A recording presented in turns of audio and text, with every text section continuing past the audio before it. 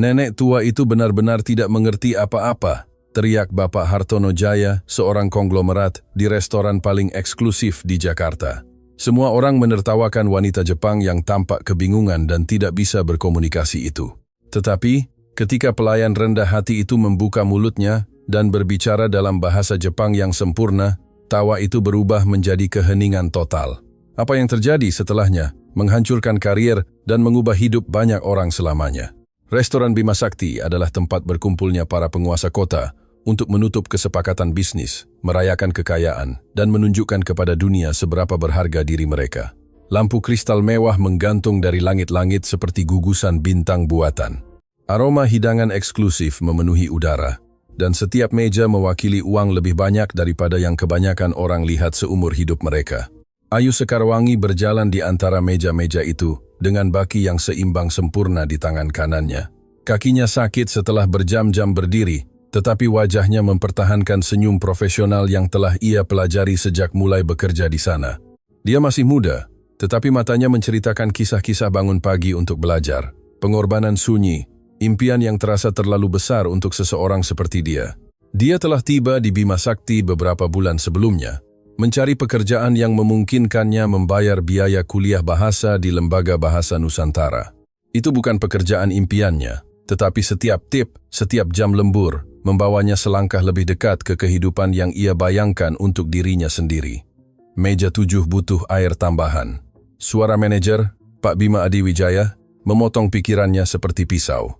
Dia adalah pria paruh baya dengan rambut disisir ke belakang, dan ekspresi superioritas yang hanya bisa dibuat oleh orang-orang yang tidak yakin akan harga dirinya sendiri. Dia memperlakukan para pelayan seolah-olah mereka tidak terlihat, hanya berguna saat melayani dan mengganggu saat mereka bernapas. Segera Pak Bima jawab Ayu dengan nada datar. Dan cepat, Bapak Hartono Jaya ada di meja utama, dan kamu tahu bagaimana dia jadinya kalau pelayanan tidak sempurna. Ayu tahu betul. Bapak Hartono Jaya adalah salah satu pengusaha paling berpengaruh di kota. Pemilik jaringan hotel samudera yang mewah, terbiasa melihat dunia bertekuk lutut di hadapan ceknya. Dia datang ke Bima Sakti setiap minggu, selalu dengan rekan bisnis yang berbeda, selalu dengan sikap yang sama. Uang memberinya hak untuk memperlakukan orang lain sesuka hatinya. Malam itu, Hartono Jaya menduduki meja tengah restoran bersama 3 rekan bisnisnya. Tawa mereka terdengar terlalu keras, komentar mereka tentang para karyawan hampir tidak disembunyikan. Ayu telah belajar untuk mengabaikannya, membangun dinding tak terlihat yang melindungi harga dirinya saat menyajikan gelas anggur yang harganya lebih mahal dari gajinya mingguan. Tapi malam itu akan berbeda. Malam itu takdir memiliki rencana lain. Pintu utama restoran terbuka, dan seorang wanita tua masuk dengan langkah lambat namun bermartabat. Ayu segera memperhatikannya. Ada sesuatu pada wanita itu yang menarik perhatian tanpa memintanya. Dia adalah seorang wanita Jepang, dengan rambut keperakan yang ditata sempurna, mengenakan blazer merah anggur yang elegan yang kontras dengan kulitnya yang cerah. Matanya, meskipun menunjukkan kelelahan dari tahun-tahun yang telah dijalani, bersinar dengan kecerdasan yang mendalam. Wanita itu mendekati podium resepsionis tempat Doni, tuan rumah muda, menyambutnya dengan ekspresi bingung. "Selamat malam. Apa Anda punya reservasi?" tanya Doni dalam bahasa Indonesia. Wanita itu menjawab dalam bahasa Jepang, suaranya lembut namun tegas. Dia menjelaskan sesuatu. Dia memberi isyarat ke dalam restoran, tetapi Doni hanya berkedip tanpa mengerti satu kata pun. "Maaf Nyonya, saya tidak mengerti. Bisakah Anda berbicara bahasa Indonesia atau bahasa Inggris?" Wanita itu mencoba lagi, kali ini lebih lambat, tetapi hasilnya sama. Penghalang tak terlihat telah muncul di antara mereka, dibangun dari bahasa-bahasa yang tidak bertemu. Pak Bima Adiwijaya mendekat setelah mendengar keributan itu. Ekspresinya berubah dari penasaran menjadi jengkel dalam hitungan detik. Apa yang terjadi di sini? Wanita ini ingin masuk, tapi dia tidak bisa berbahasa Indonesia maupun Inggris, jelas Doni dengan suara pelan. "Saya tidak tahu harus berbuat apa." Pak Bima memandang wanita itu dari atas ke bawah, menilainya seolah-olah dia adalah barang dagangan. Meskipun pakaiannya elegan, ia memutuskan bahwa wanita itu tidak sebanding dengan usahanya. "Nyonya, jika Anda tidak bisa berkomunikasi, kami tidak bisa membantu Anda," katanya perlahan, melebih-lebihkan setiap suku kata, seolah-olah itu akan membuatnya mengerti. "Mungkin Anda harus mencari tempat lain." Wanita Jepang itu mengerutkan kening, jelas menangkap nada merendahkan itu, meskipun dia tidak mengerti kata-kata pastinya. Dia mengeluarkan ponselnya dan mencoba menunjukkan sesuatu di layar. Mungkin reservasi, tetapi Pak Bima bahkan tidak melihatnya. Doni, antarkan dia keluar. Ayu mengamati kejadian itu dari kejauhan, jantungnya berdebar kencang. Dia tahu perasaan itu. Dia tahu bagaimana rasanya tidak dimengerti, dihakimi sebelum memiliki kesempatan untuk menjelaskan diri. Ibunya berimigrasi dari negara lain ketika dia masih muda, dan kisah-kisah penghinaan karena tidak menguasai bahasa telah menjadi bagian dari masa kecilnya. Tetapi sebelum dia bisa bergerak, suara keras terdengar dari meja utama. Apa yang kita punya di sini? Bapak Hartono Jaya telah berdiri, memegang gelas anggur, mengamati kejadian itu dengan senyum mengejek. Rekan-rekan bisnisnya berbalik di kursi mereka, terhibur oleh gangguan itu. Seorang nenek tua tersesat yang bahkan tidak tahu di mana dia berdiri. Hartono Jaya berjalan menuju resepsionis. Sepatu Italianya berdentum di lantai marmer. Lihatlah dia, berpakaian seolah-olah punya uang, tetapi tidak bisa mengucapkan sepatah kata pun yang bisa dimengerti. Beberapa tawa gugup muncul dari meja-meja terdekat. Suasana restoran berubah, seolah-olah awan gelap telah menutupi lampu kristal. Wanita Jepang itu memandang Hartono Jaya dengan ekspresi tak terbaca. Dia tidak mundur, tidak menundukkan pandangannya. Dia hanya mengamatinya dengan mata yang seolah-olah telah melihat terlalu banyak dunia untuk diintimidasi oleh orang seperti Hartono Jaya. "Hei nenek!" Hartono Jaya mendekat. Napasnya berbau anggur mahal mencapai wanita itu. "Anda tersesat, cari restoran cepat saji. Ini Bima Sakti. Hanya orang penting yang datang ke sini." "Bapak Hartono Jaya, tolong." Pak Bima mencoba campur tangan dengan lemah. Lebih khawatir tentang penampilan daripada martabat wanita itu. "Apa? Saya hanya jujur." Hartono Jaya berbalik ke arah audiens yang tidak disengaja.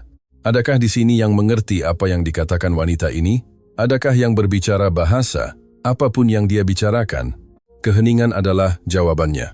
Puluhan mata mengamati. Beberapa merasa tidak nyaman. Yang lain terhibur.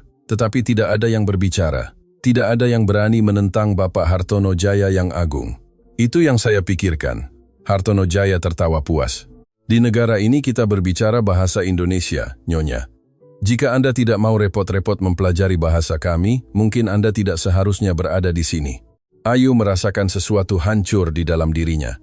Itu bukan kemarahan tepatnya, itu sesuatu yang lebih dalam. Itu adalah gema dari semua kali ibunya diperlakukan sebagai orang yang lebih rendah karena aksennya. Itu adalah ingatan akan perjuangannya sendiri untuk dianggap serius. Itu adalah ketidakadilan melihat seorang wanita tua dipermalukan secara publik, sementara semua orang diam menonton. Kakinya mulai bergerak sebelum pikirannya bisa menghentikannya. "Permisi," suaranya keluar lebih keras dari yang dia duga. Pak Bima segera mencegatnya. "Ayu, kamu pikir kamu sedang apa? Kembali bekerja. Saya bisa membantu," jawab Ayu. Pandangannya terpaku pada wanita Jepang itu. "Saya berbicara bahasa Jepang." Bisikan menyebar ke seluruh restoran. Hartono Jaya tertawa terbahak-bahak. "Kamu, seorang pelayan, berbicara bahasa Jepang? Tolonglah, ini semakin menarik." "Biarkan dia mencoba," kata salah satu rekan Hartono Jaya. Jelas terhibur oleh apa yang ia anggap akan menjadi momen penghinaan lain. Pak Bima ragu-ragu, terjebak antara protokol dan rasa ingin tahu. Akhirnya, dengan gerakan mencemooh, ia menyingkir. "Silakan Ayu. Buat dirimu konyol jika kamu mau." Ayu menarik napas dalam-dalam, mendekati wanita Jepang itu, dan menatap langsung ke matanya, berbicara. Kata-kata mengalir dari bibirnya seperti air dari mata air, bahasa Jepang yang lancar, penuh hormat, dengan formalitas yang sesuai untuk menyapa orang yang lebih tua. Dia menanyakan nama wanita itu, apakah dia punya reservasi, dan apakah dia membutuhkan bantuan. Keheningan yang menyelimuti restoran itu mutlak, begitu dalam sehingga bunyi lilin di meja bisa terdengar. Wanita Jepang itu membuka matanya dengan terkejut, dan untuk pertama kalinya malam itu, senyum tulus menerangi wajahnya. Dia menjawab dalam bahasa Jepang, suaranya sedikit bergetar karena emosi. Ayu mendengarkan dengan penuh perhatian, mengangguk, menanggapi. Percakapan nyata sedang terjadi di depan semua orang, dan tidak ada seorang pun, kecuali mereka berdua, yang mengerti sepatah kata pun. Apa yang dia katakan? Tuntut Hartono Jaya, kesenangannya berubah menjadi jengkel.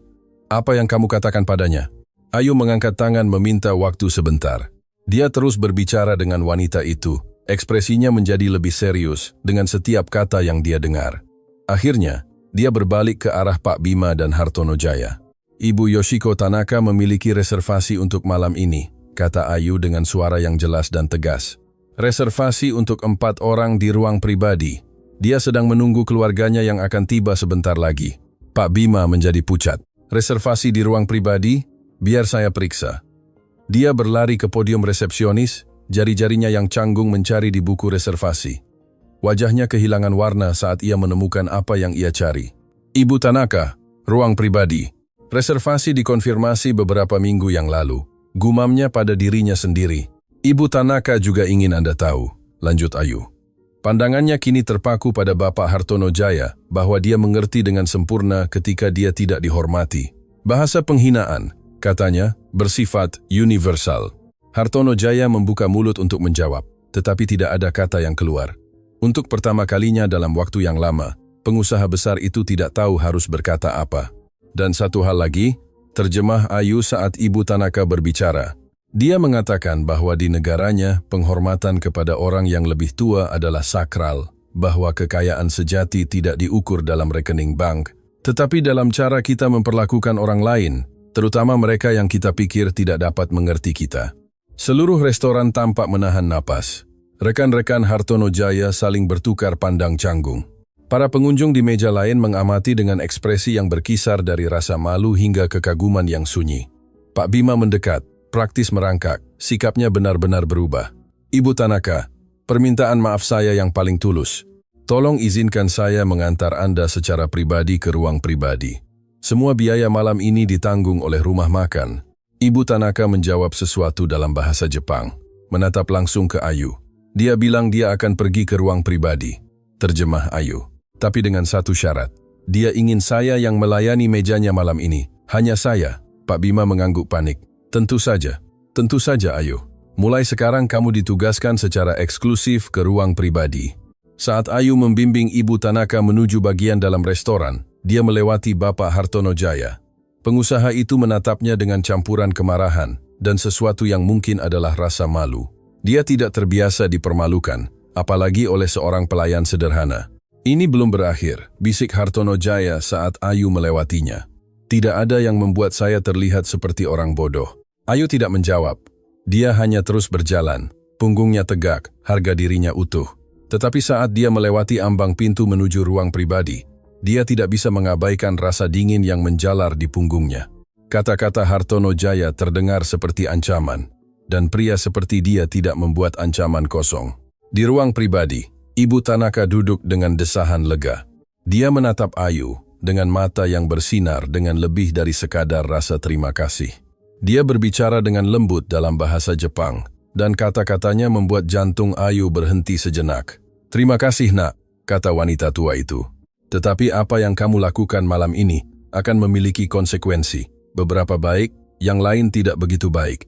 Apakah kamu siap untuk apa yang akan datang? Sebelum Ayu bisa menjawab, pintu ruang pribadi terbuka dan 3 orang masuk.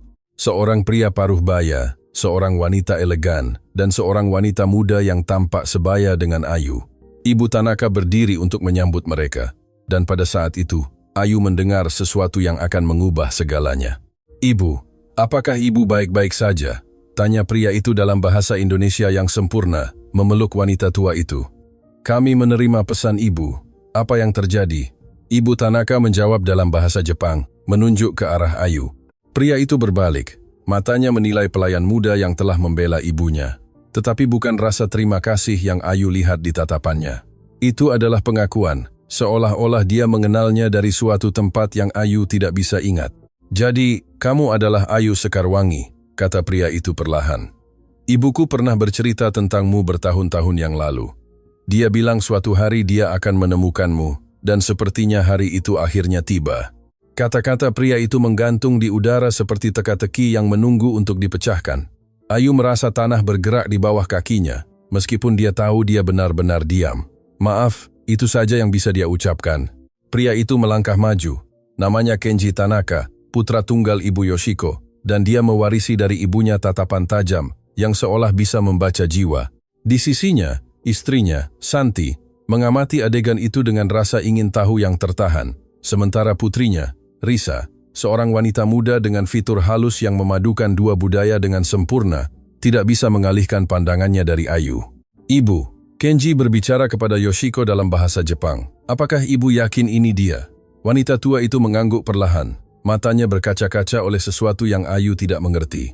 "Dia, anakku," jawab Yoshiko. "Aku akan mengenali mata itu di mana saja. Itu adalah mata Jiromi." Nama itu menghantam Ayu seperti ombak tak terduga. Jiromi, nama yang kadang-kadang ibunya bisikkan di antara mimpi. Nama yang muncul di foto-foto lama yang mereka simpan di dalam kotak di bawah tempat tidur. Nama yang selalu menjadi misteri yang diselimuti keheningan. "Bagaimana Anda tahu nama itu?" tanya Ayu. Suaranya hampir hanya bisikan. "Bagaimana Anda tahu Jiromi?"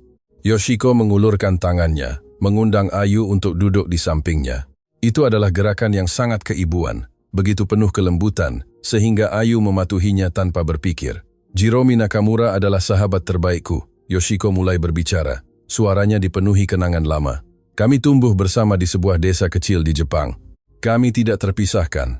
Ketika kami berusia 20 tahun, dia bertemu dengan seorang pemuda asing yang datang ke desa kami sebagai sukarelawan. Mereka jatuh cinta sedalam-dalamnya." Ayu mendengarkan dengan jantung berdetak semakin kencang. Dia tahu fragmen-fragmen kisah ini, tetapi dia belum pernah mendengarnya secara lengkap. "Keluarga Jiromi tidak menyetujui hubungan itu," lanjut Yoshiko. "Pada masa itu, menikah dengan orang asing dianggap sebagai aib.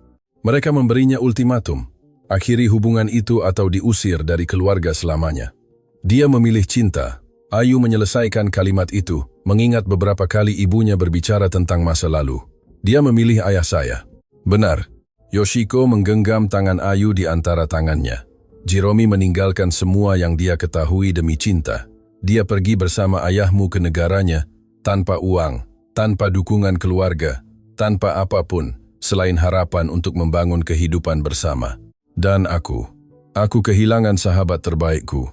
Air mata mulai mengalir di pipi wanita tua itu. "Selama bertahun-tahun aku mencoba menemukannya. Aku menulis surat yang tidak pernah dijawab. Aku menyewa penyelidik ketika aku punya sumber daya untuk melakukannya. Tetapi Jiromi benar-benar menghilang, seolah-olah bumi telah menelannya. Ibu saya tidak pernah berbicara tentang masa lalunya di Jepang." Ayu merasakan simpul terbentuk di tenggorokannya. Dia selalu bilang dia telah meninggalkan kehidupan itu, bahwa satu-satunya rumahnya adalah kami. "Jiromi, apakah?" Ayu bertanya dengan harapan rapuh dalam suaranya. Keheningan Ayu lebih fasih daripada kata-kata apapun. Matanya dipenuhi air mata yang telah dia pelajari untuk tahan selama bertahun-tahun. "Ibu saya meninggal beberapa waktu lalu." Kata-kata itu keluar terpotong-potong. Jantungnya. Dokter mengatakan itu telah dilemahkan oleh tahun-tahun kerja berlebihan dan kekhawatiran. "Kami tidak pernah punya banyak uang. Dia bekerja siang dan malam agar saya bisa belajar, untuk memberi saya kesempatan yang tidak pernah dia miliki." Yoshiko menutup matanya, dan air mata mengalir bebas di wajahnya yang keriput. Kenji mendekat untuk memegang ibunya sementara Santi menutupi mulutnya dengan tangan, tergerak oleh adegan itu. "Aku terlambat," bisik Yoshiko. "Setelah bertahun-tahun mencarinya, aku akhirnya menemukan jejaknya beberapa bulan yang lalu. Aku menemukan bahwa dia punya seorang putri yang tinggal di kota ini. Aku datang secara khusus untuk menemukanmu, Ayu, untuk memenuhi janji yang aku buat pada Jiromi ketika kami masih muda." "Janji apa?" "Kami berjanji bahwa jika salah satu dari kami mendapat masalah, yang lain akan ada di sana. Tidak peduli waktu, tidak peduli jarak, kami berjanji bahwa kami akan menjaga keluarga kami seolah-olah milik kami sendiri." Yoshiko mencari sesuatu di tasnya dan mengeluarkan foto lama, usang oleh waktu. Di dalamnya, dua wanita muda Jepang tersenyum ke kamera. Lengan mereka terjalin, kegembiraan masa muda bersinar di wajah mereka. "Foto ini kami ambil pada hari kami membuat janji itu." Yoshiko menyerahkan foto itu kepada Ayu. "Ibumu punya yang identik. Pernahkah kamu melihatnya?" Ayu mengangguk perlahan. "Itu ada di kotak kenangan ibu saya.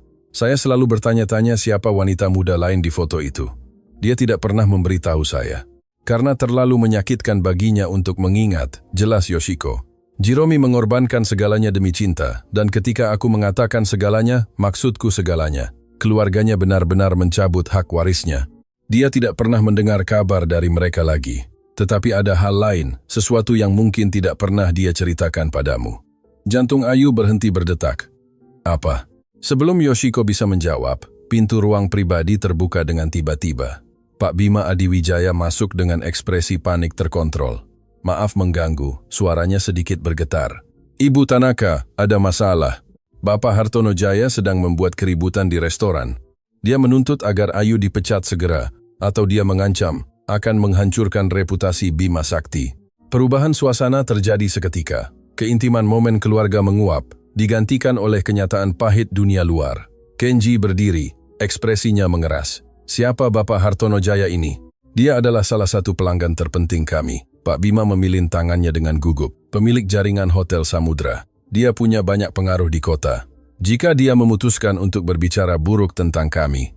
"Pria itu menghina ibuku," Kenji menyela dengan suara tegas. "Dia mempermalukannya di depan umum, dan sekarang dia ingin menghukum satu-satunya orang yang punya kesopanan untuk membelanya. Anda bilang Anda akan menyerah pada hal itu."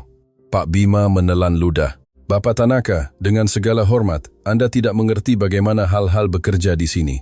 Bapak Hartono Jaya bisa menghancurkan kami jika dia mau. Dan Anda memilih untuk menghancurkan seorang karyawan tak bersalah untuk membuatnya senang?"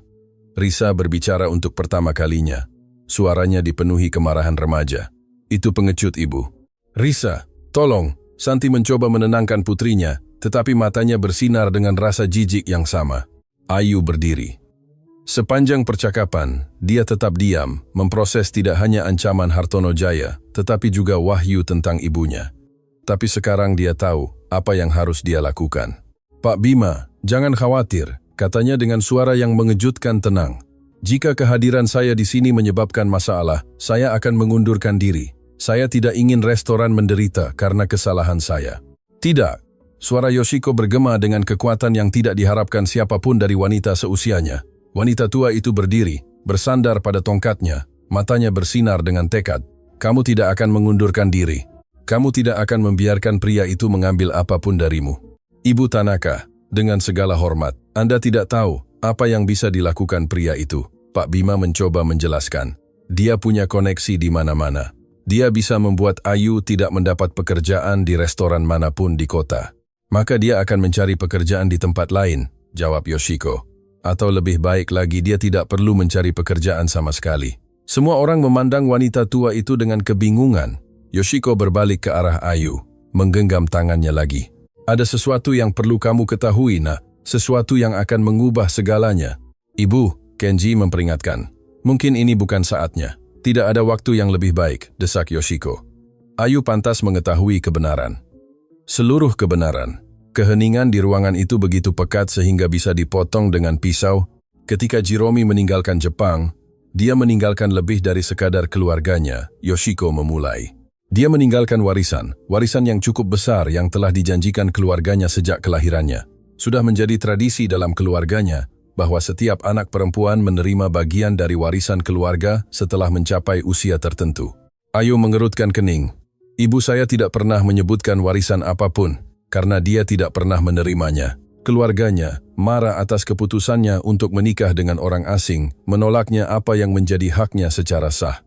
Tetapi ada sesuatu yang tidak mereka ketahui. Kakek Jiromi, sebelum meninggal, telah meninggalkan instruksi spesifik dalam surat wasiatnya, instruksi yang sengaja diabaikan oleh keluarga." Yoshiko mengeluarkan sebuah amplop dari tasnya, amplop yang tampaknya berisi dokumen penting. "Bertahun-tahun yang lalu, ketika aku mulai sukses dalam bisnisku, aku menyewa pengacara terbaik di Jepang untuk menyelidiki. Aku menemukan bahwa surat wasiat kakek Jiromi telah dimanipulasi. Bagian yang seharusnya menjadi milik ibumu, Ayu, dicuri oleh anggota keluarganya sendiri." Napas Ayu tertahan. "Apa yang Anda katakan?" "Aku mengatakan bahwa ibumu hidup dalam kemiskinan, sementara uang yang sah menjadi miliknya berada di tangan orang-orang yang telah meninggalkannya. Dan aku mengatakan bahwa uang itu, dengan bunga yang terakumulasi selama puluhan tahun, sekarang menjadi milikmu."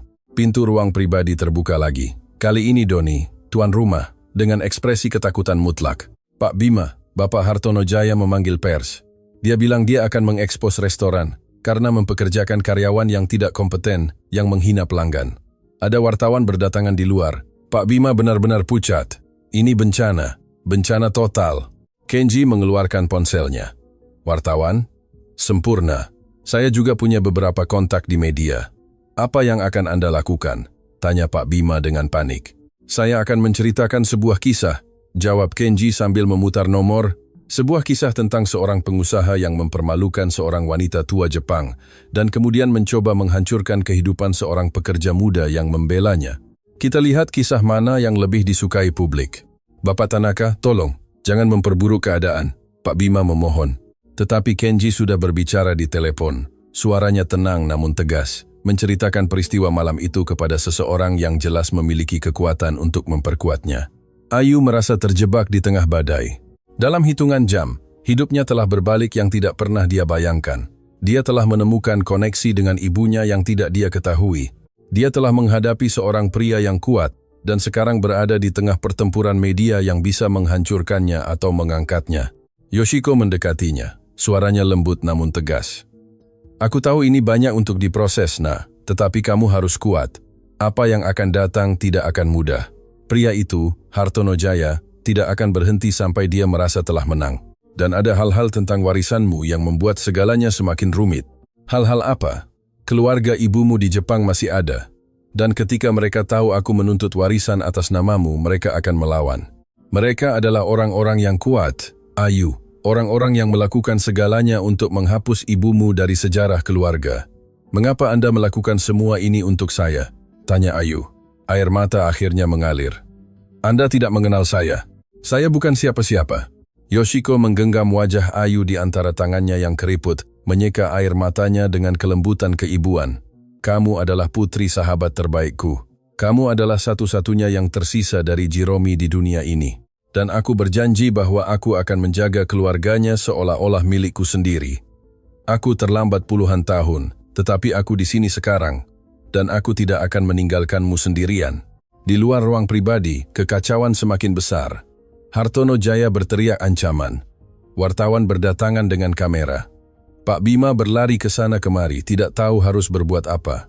Tetapi di dalam ruangan itu, sesuatu yang lebih kuat daripada uang atau kekuasaan sedang terjadi. Sebuah koneksi antara dua jiwa yang terpisah oleh generasi, disatukan oleh janji yang dibuat puluhan tahun yang lalu. Ayu memandang Yoshiko, lalu Kenji, Santi dan Risa. Orang-orang yang beberapa jam yang lalu benar-benar asing, sekarang terasa anehnya seperti keluarga. Apa yang harus saya lakukan? Tanyanya akhirnya. Yoshiko tersenyum. Dan dalam senyum itu ada puluhan tahun kebijaksanaan, rasa sakit dan harapan. Apa yang akan dilakukan ibumu? Apa yang kamu lakukan malam ini ketika kamu membelaku? Tegakkan kepalamu. Jangan meminta maaf karena melakukan hal yang benar. Dan jangan pernah biarkan siapapun memberitahumu seberapa berharganya dirimu. Sebuah gebrakan di koridor menginterupsi momen itu. Suara-suara keras, langkah kaki tergesa-gesa. Pintu terbuka dengan keras, dan Bapak Hartono Jaya muncul di ambang pintu. Wajahnya memerah karena amarah, diapit oleh dua pria yang tampaknya adalah pengacaranya. Itu dia. Dia menunjuk langsung ke Ayu. Itu pelayan yang mempermalukan saya di depan seluruh restoran. Saya akan menghancurkanmu, nak. Ketika saya selesai denganmu, kamu bahkan tidak akan bisa menyapu jalanan di kota ini. Tetapi sebelum dia bisa melangkah lebih jauh ke dalam ruangan, Kenji menghalangi jalannya. Bapak Hartono Jaya, katanya dengan ketenangan dingin. Saya sarankan Anda berhenti di situ juga, karena apa yang akan Anda lakukan akan merugikan Anda jauh lebih banyak dari yang Anda bayangkan. Mata Hartono Jaya menyipit. Dan Anda pikir Anda ini siapa? Kenji tersenyum, tetapi tidak ada kehangatan dalam senyum itu. Saya Kenji Tanaka. Keluarga saya memiliki 40% saham di bank yang mendanai hotel-hotel Anda. Dan ibu saya, wanita yang Anda hina malam ini, adalah presiden dari Yayasan Internasional Tanaka, salah satu organisasi filantropi paling dihormati di dunia. Warna menghilang dari wajah Hartono Jaya. Jadi, saya bertanya kepada Anda, Bapak Hartono Jaya, apakah Anda benar-benar ingin melanjutkan ini? Keheningan yang mengikuti kata-kata Kenji begitu pekat, sehingga seolah-olah memiliki bobotnya sendiri. Rodolfo Salazar tetap tidak bergerak di ambang pintu ruang pribadi. Wajahnya berubah dari amarah menjadi ketidakpercayaan, dan akhirnya menjadi sesuatu yang tampak berbahaya seperti ketakutan.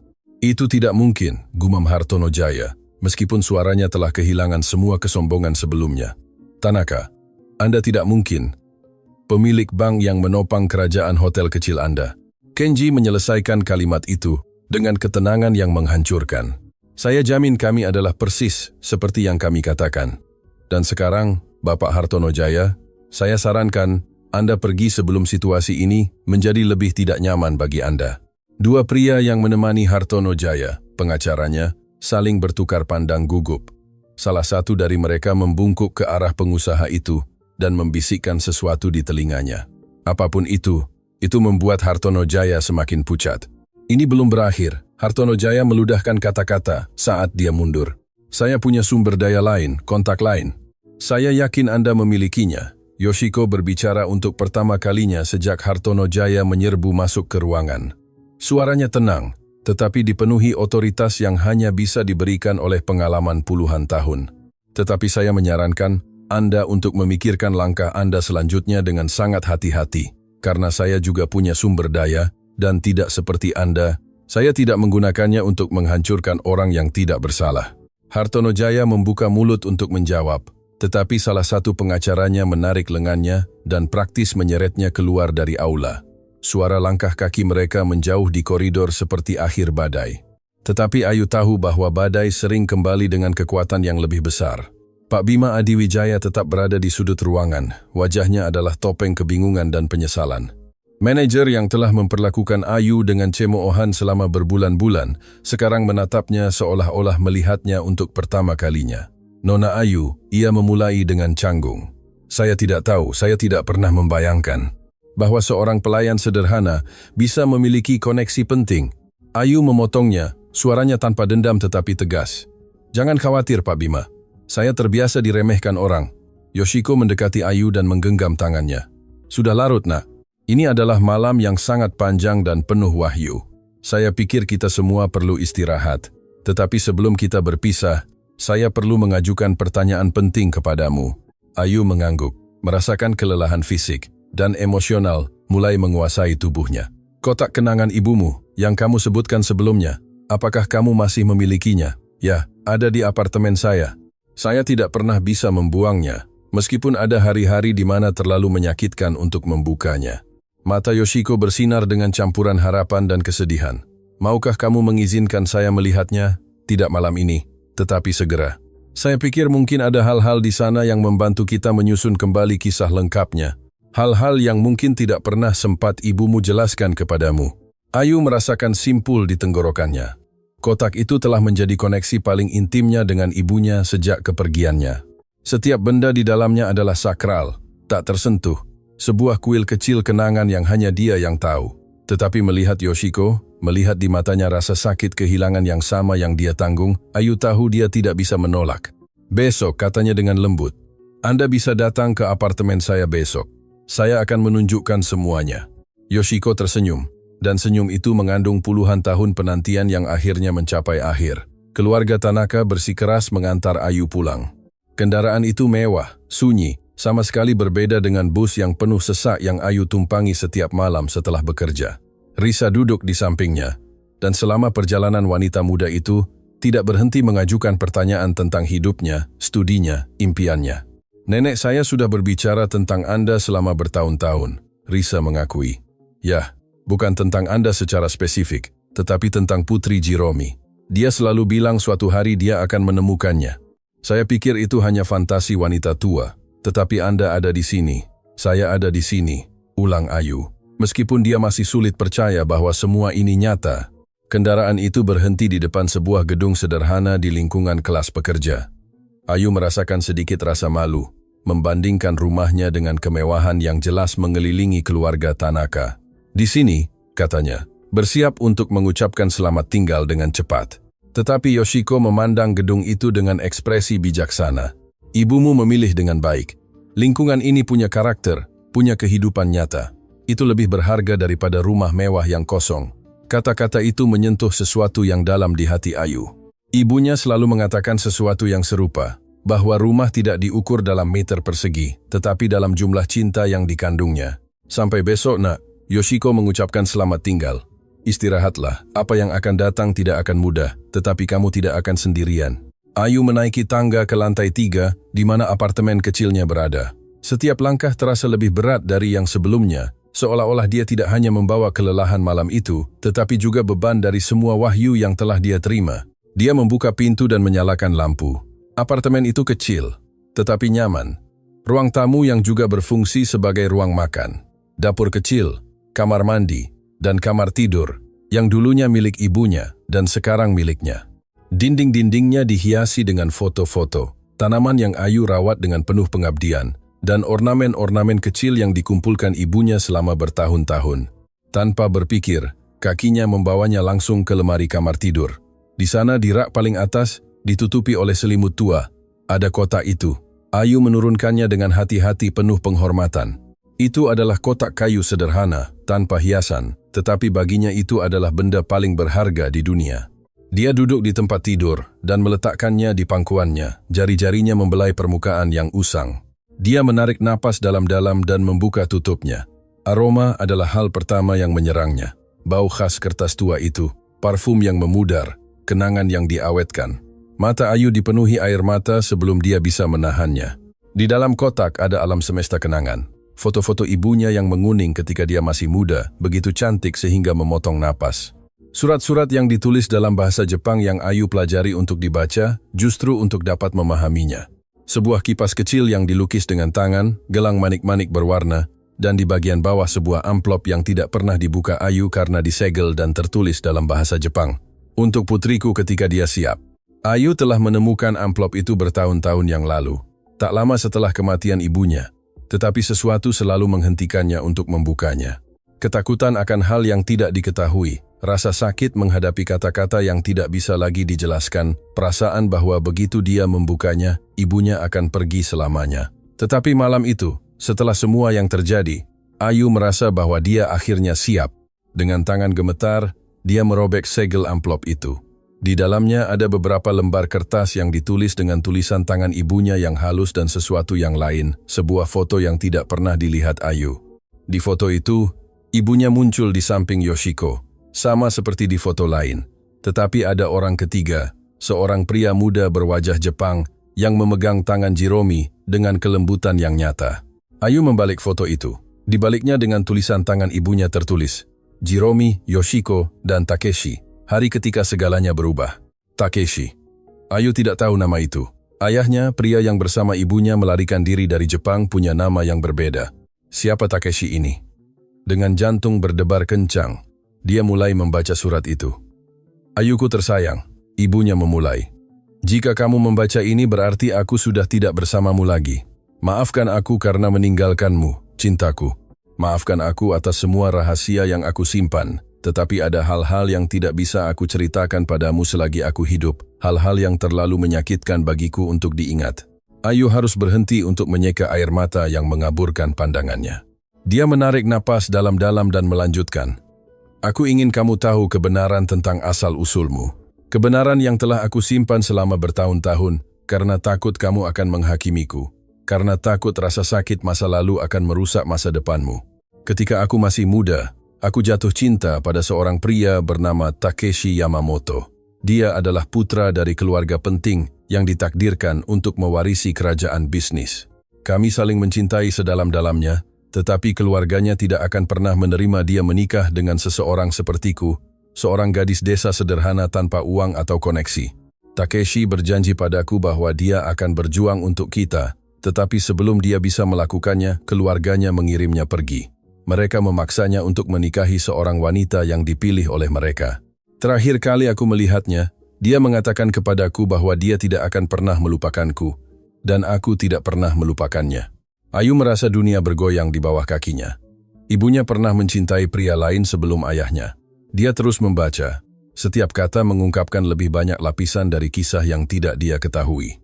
Beberapa bulan setelah Takeshi pergi, aku mengetahui bahwa aku sedang mengandung seorang bayi. Bayinya, bayi kita. Kamu, cintaku, kamu adalah putri Takeshi Yamamoto. Lembaran-lembaran kertas jatuh dari tangan Ayu. Dunia berhenti. Semua yang dia yakini tentang hidupnya, tentang identitasnya, tentang siapa dia, baru saja hancur. Pria yang dia sebut ayah seumur hidupnya, pria yang bersama ibunya melarikan diri dari Jepang, bukan ayah kandungnya. Dengan tangan yang gemetar hebat, dia mengambil lembaran-lembaran itu dan terus membaca. Ketika keluargaku mengetahui kehamilanku, itu adalah skandal yang mengerikan. Mereka ingin memaksaku untuk menyingkirkan bayi itu.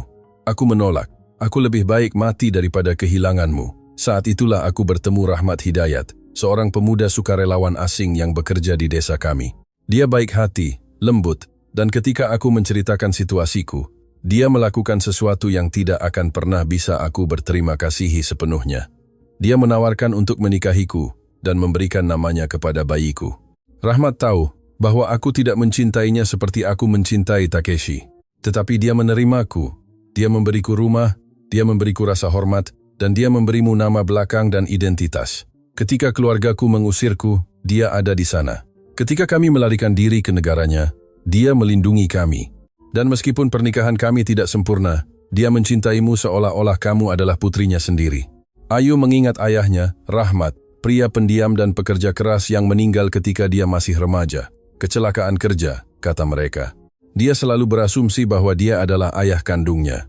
Sekarang dia mengerti begitu banyak hal yang sebelumnya tidak masuk akal. Tatapan melankolis ibunya ke Cakrawala, keheningan yang berkepanjangan ketika Ayu bertanya tentang masa lalu, kesedihan yang tidak pernah sepenuhnya meninggalkan mata Jiromi. Ada hal lain yang perlu kamu ketahui, cintaku. Sebelum meninggal, kakekku meninggalkan surat wasiat rahasia. Di dalamnya, dia mewariskan sebagian besar kekayaan keluarga kepadaku. Tetapi keluargaku marah karena kehamilanku dan pelarianku, menyembunyikan surat wasiat itu. Mereka mencuri apa yang menjadi milikku. Aku tidak menceritakan ini agar kamu mencari balas dendam. Aku menceritakannya karena itu hakmu untuk mengetahui kebenaran, dan karena jika suatu hari seseorang datang mencarimu, seseorang yang tahu kisah ini, kamu harus siap. Yoshiko, sahabat terbaikku, adalah satu-satunya orang yang tahu seluruh kebenaran. Jika dia menemukanmu, percayalah padanya.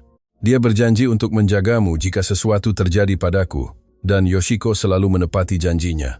Ayu kecilku, aku tahu surat ini akan menyebabkanmu rasa sakit, tetapi aku juga berharap itu akan memberimu kebebasan.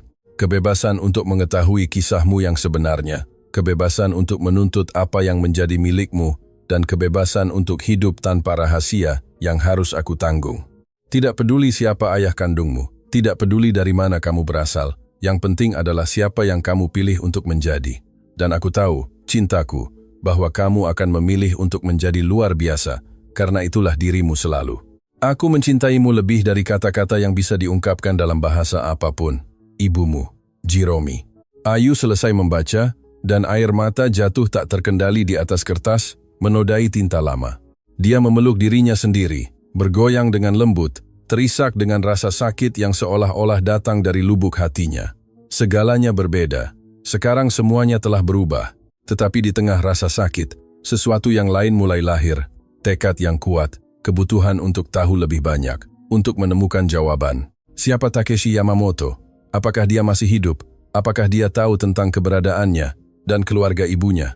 Mereka yang telah mencuri warisannya, apa yang telah mereka lakukan dengan apa yang sah menjadi miliknya? Ayu melihat lagi foto ketiga orang muda itu, ibunya, Yoshiko dan Takeshi, tiga orang yang disatukan oleh rahasia yang telah melintasi puluhan tahun, dan sekarang rahasia-rahasia itu ada di tangannya. Telepon Ayu berdering, membuatnya terkejut. Itu adalah nomor yang tidak dikenal. Dia ragu sejenak, tetapi sesuatu mendorongnya untuk menjawab. Ayu Sekarwangi. Sebuah suara pria berbicara di ujung sana. Siapa ini? Nama saya Teguh Pratama. Saya seorang jurnalis. Saya berada di Bima Sakti malam ini dan menyaksikan semua yang terjadi. Saya punya beberapa pertanyaan tentang Anda dan tentang keluarga Tanaka. Ayu merasakan rasa dingin. Saya tidak punya apa-apa untuk dikatakan. Nona Ayu, saya pikir Anda punya banyak hal untuk dikatakan.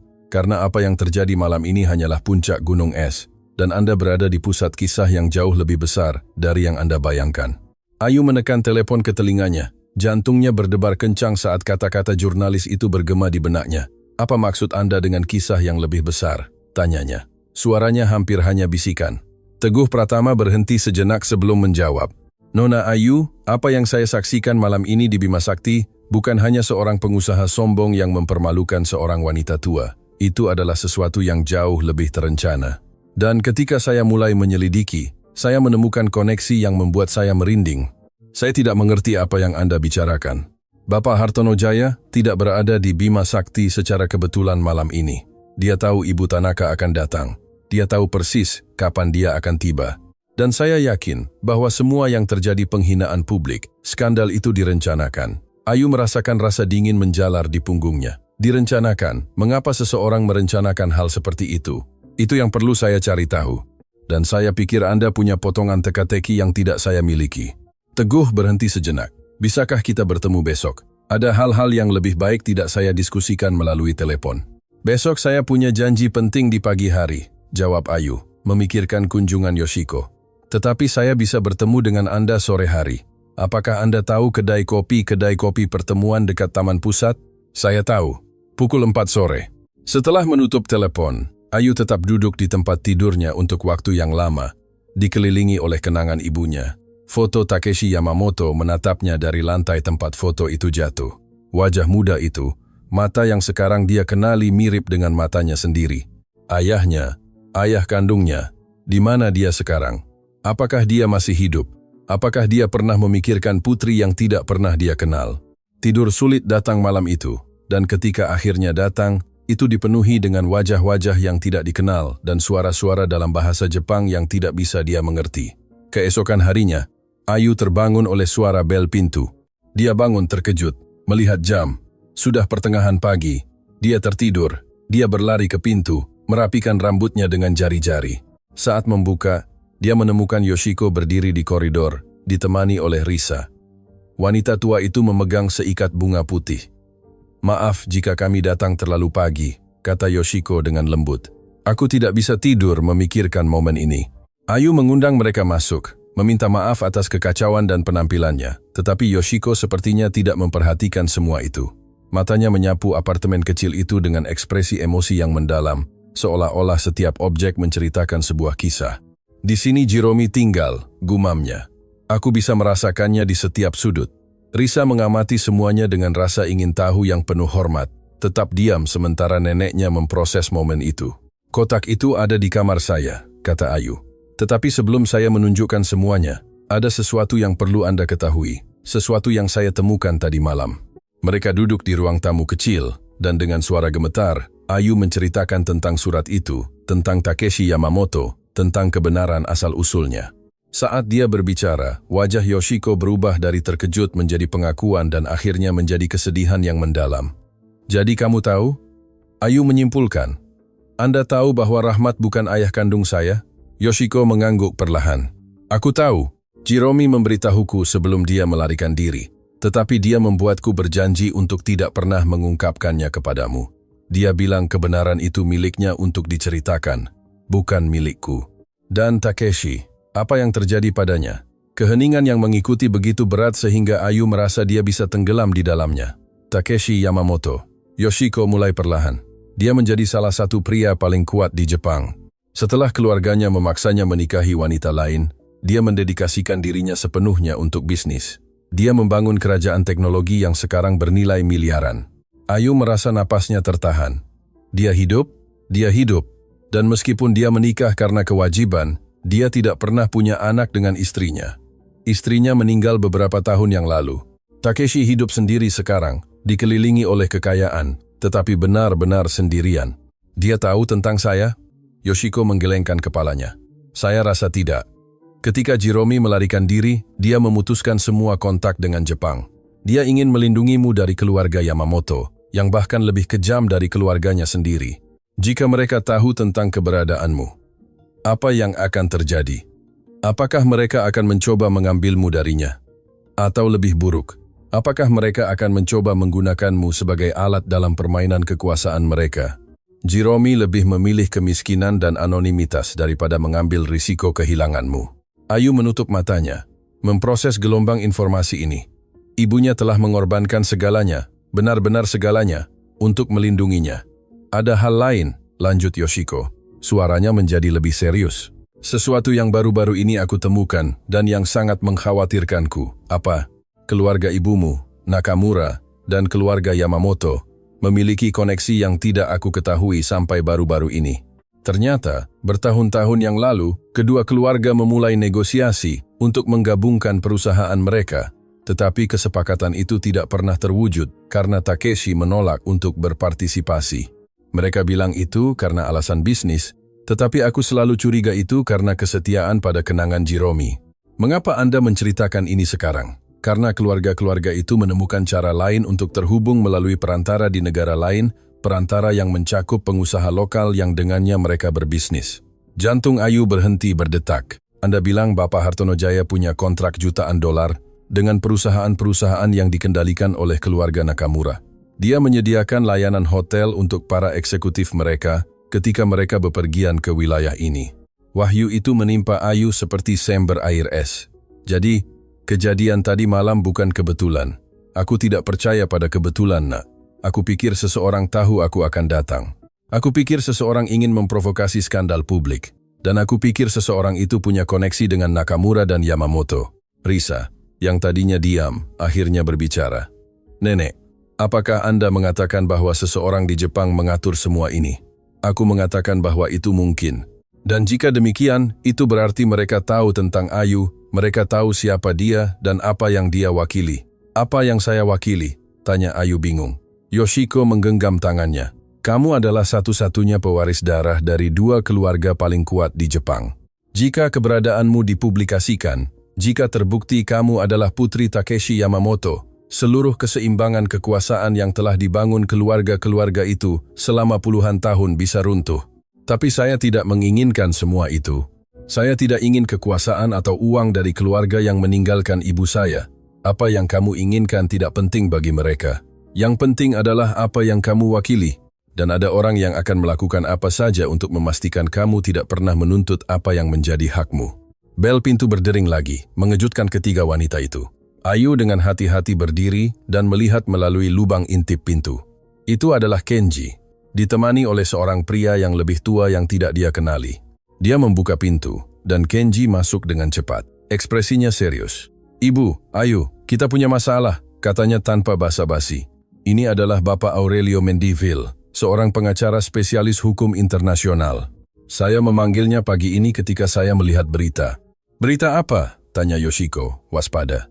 Kenji mengeluarkan ponselnya dan menunjukkan layarnya. Itu adalah artikel dari surat kabar digital Jepang.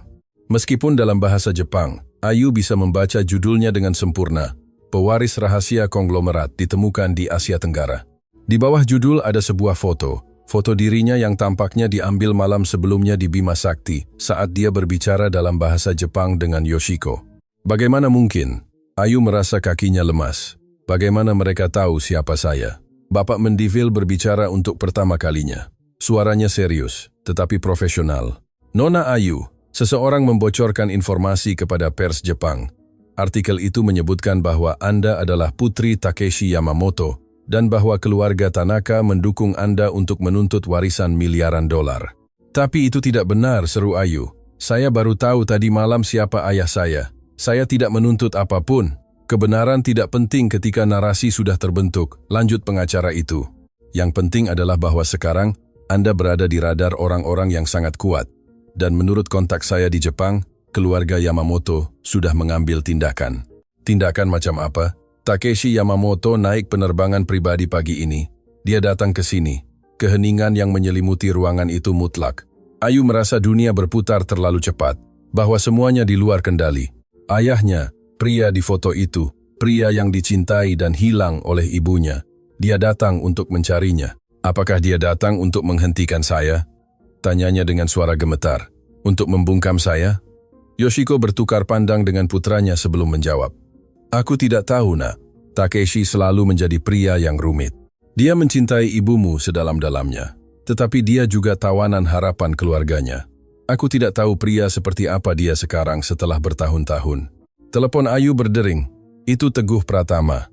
Nona Ayu, sudah lihat beritanya? Baru saja saya lihat. Kalau begitu, Anda mengerti mengapa kita perlu bicara segera. Tidak sore ini, sekarang. Ada hal-hal yang perlu Anda ketahui sebelum terlambat. Hal-hal apa? Saya punya dokumen. Dokumen yang membuktikan bahwa kejadian tadi malam adalah jebakan yang rumit. Dan saya punya nama orang yang mengaturnya. Siapa? Jawaban Teguh membuat dunia Ayu benar-benar berhenti. Emiko Nakamura, keponakan ibumu, sepupumu, saat ini Direktur Operasi Internasional Korporasi Keluarga Nakamura. Ayu samar-samar ingat pernah mendengar nama itu. Ibunya pernah menyebutkannya dalam mimpi, bergumam dengan sedih tentang seorang gadis kecil yang biasa mengikutinya kemana-mana. Emiko punya agenda yang sangat spesifik, lanjut Teguh. Dan Anda, Nona Ayu, berada tepat di tengahnya. Anda perlu tahu kebenarannya sebelum ayah Anda tiba, karena apa yang akan dia katakan akan mengubah segalanya. Panggilan terputus, meninggalkan Ayu memegang telepon dengan tangan gemetar. Yoshiko mendekat dan memeluknya. Sebuah gerakan keibuan yang tidak dirasakan Ayu selama bertahun-tahun. Apapun yang datang, kamu tidak akan sendirian. Aku berjanji pada ibumu puluhan tahun yang lalu, dan aku berjanji padamu sekarang. Tetapi saat Ayu berpegangan pada pelukan itu, dia tidak bisa menghilangkan perasaan bahwa semua yang dia ketahui akan runtuh. Ayahnya sedang dalam perjalanan. Sepupunya telah mengkhianatinya bahkan sebelum dia mengenalnya. Dan di suatu tempat, seseorang sedang memindahkan bidak di papan catur yang baru dia mulai pahami. Kotak kenangan ibunya tetap terbuka di atas meja, foto Takeshi terlihat oleh semua orang. 3 orang tersenyum dalam gambar lama. Tidak tahu bahwa puluhan tahun kemudian rahasia mereka akan melepaskan badai yang akan melintasi samudra. Ayu mengambil foto itu dan melihatnya sekali lagi. Wajah muda Takeshi begitu penuh harapan, begitu penuh cinta untuk ibunya. Apa yang tersisa dari pria itu sekarang? Dalam beberapa jam dia akan mengetahuinya, dan sesuatu mengatakan kepadanya bahwa tidak ada yang akan sama lagi. Jam-jam berikutnya adalah yang terpanjang dalam hidup Ayu. Setiap menit terasa meregang seolah-olah waktu itu sendiri menahan napas, menunggu momen tak terhindarkan dari pertemuan itu. Bapak Mendivil menyarankan agar mereka bertemu di tempat netral, jauh dari apartemen kecil Ayu dan jauh dari hotel manapun di mana Takeshi bisa memiliki keuntungan. Setelah beberapa panggilan, mereka setuju untuk bertemu di kantor Badan Perdagangan Internasional, sebuah gedung pemerintah di mana kedua belah pihak akan memiliki saksi yang tidak memihak. Tetapi sebelum pertemuan itu, Ayu punya janji yang tidak bisa dia tunda. Kedai kopi pertemuan hampir kosong ketika dia tiba. Teguh Pratama menunggunya di meja belakang dengan folder tebal di depannya dan ekspresi seseorang yang tidak tidur selama berhari-hari. "Terima kasih sudah datang," jurnalis itu berdiri untuk menyambutnya. "Saya tahu Anda punya sedikit waktu, jadi saya akan langsung ke intinya." Ayu duduk, memperhatikan bahwa Teguh terus-menerus melihat ke arah pintu, seolah-olah dia mengharapkan seseorang untuk mengganggu mereka kapan saja. "Saya telah menyelidiki koneksi antara pengusaha lokal dan korporasi Asia selama berbulan-bulan." Teguh memulai, membuka folder. Semua dimulai sebagai penyelidikan tentang penghindaran pajak. Tetapi apa yang saya temukan jauh lebih dalam.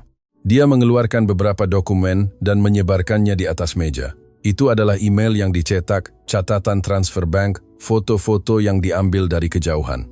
Bapak Hartono Jaya telah menerima pembayaran rutin dari rekening di Kepulauan Cayman. Rekening itu terkait dengan anak perusahaan korporasi Nakamura. Ayu mempelajari dokumen-dokumen itu, meskipun angka-angka dan kode bank sulit diuraikan bagi seseorang tanpa pengalaman keuangan. Mengapa Nakamura membayar Hartono Jaya? Itu pertanyaan saya persis. Jadi, saya mengikuti jejak uang itu dan menemukan sesuatu yang menarik. Teguh mengeluarkan lembar lain. Beberapa bulan yang lalu, Emiko Nakamura mengunjungi negara ini. Secara resmi itu adalah perjalanan bisnis untuk menjajaki peluang investasi hotel, tetapi selama perjalanan itu dia bertemu secara pribadi dengan Hartono Jaya sebanyak 3 kali. Bagaimana Anda tahu itu? Saya punya kontak di bandara dan di beberapa hotel di kota.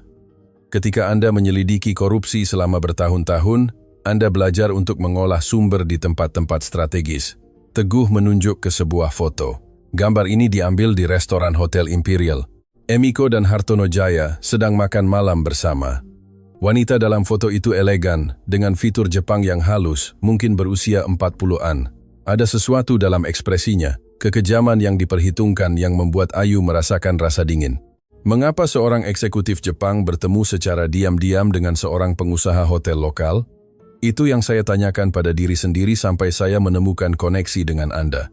Teguh menatapnya langsung. Nona Ayu, Emiko Nakamura telah mencari Anda selama bertahun-tahun. Jantung Ayu berhenti berdetak. Mencari saya?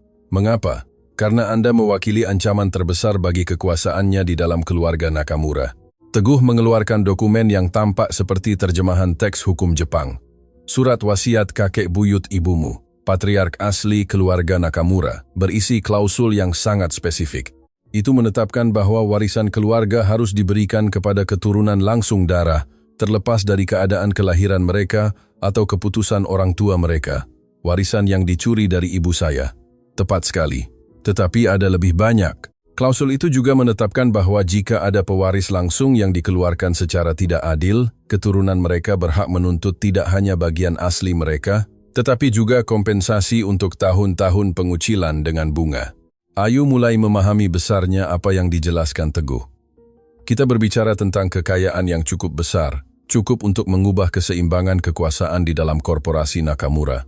Dan Emiko, sebagai Direktur Operasi Internasional, adalah orang yang paling banyak kehilangan jika Anda menuntut apa yang menjadi hak Anda. Tapi saya tidak ingin menuntut apapun, desak Ayu. Saya hanya ingin menjalani hidup saya dengan damai. Apa yang Anda inginkan tidak relevan bagi Emiko. Dia tidak bisa mengambil risiko Anda berubah pikiran suatu hari nanti. Itu sebabnya dia mengatur kejadian tadi malam. Saya tidak mengerti bagaimana mempermalukan Yoshiko di restoran memengaruhi saya.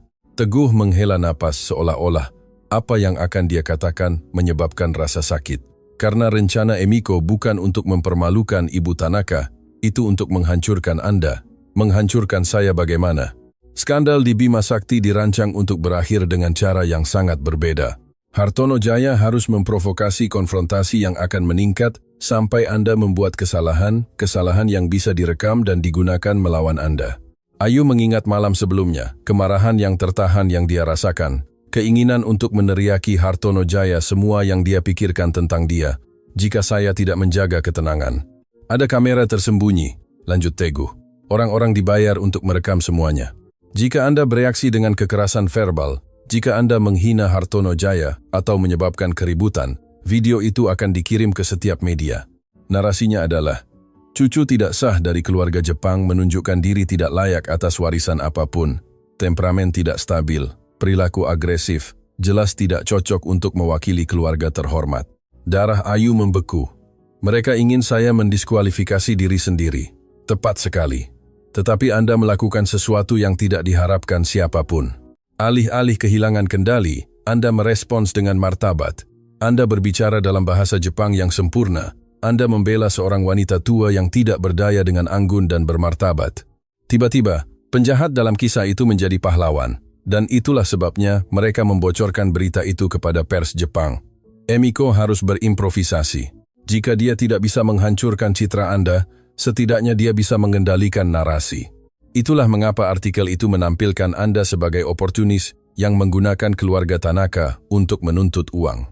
Ayu melihat dokumen-dokumen yang tersebar di atas meja, merasakan beban konspirasi yang meluas jauh melampaui apa yang dia bayangkan. Dan Takeshi, ayah saya, apakah dia bagian dari ini? Teguh ragu sebelum menjawab.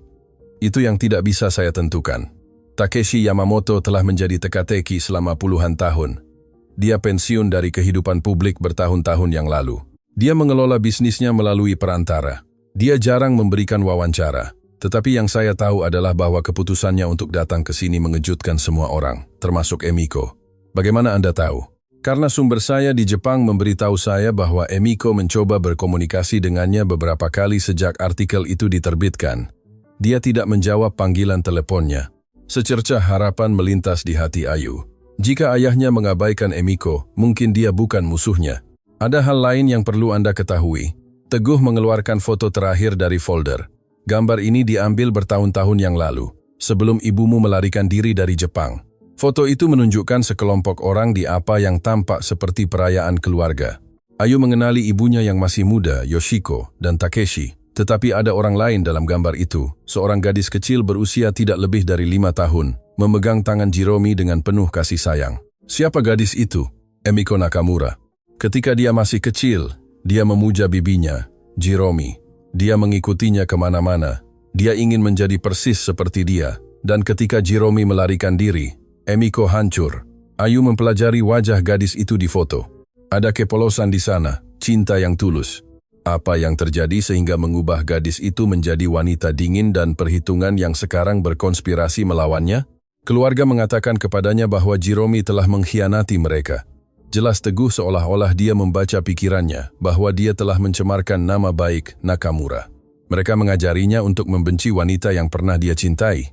Dan ketika Emiko tumbuh dewasa dan mengambil kekuasaan di dalam korporasi, dia bersumpah bahwa tidak ada keturunan Jiromi yang akan pernah menerima apa yang dia anggap miliknya secara hak.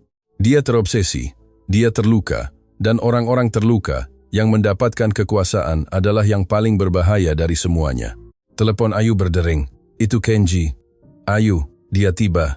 Ayahku baru saja memberitahuku bahwa Takeshi Yamamoto mendarat 1 jam yang lalu. Dia ingin bertemu denganmu di konsulat dalam 2 jam. Apakah kamu siap? Dia siap.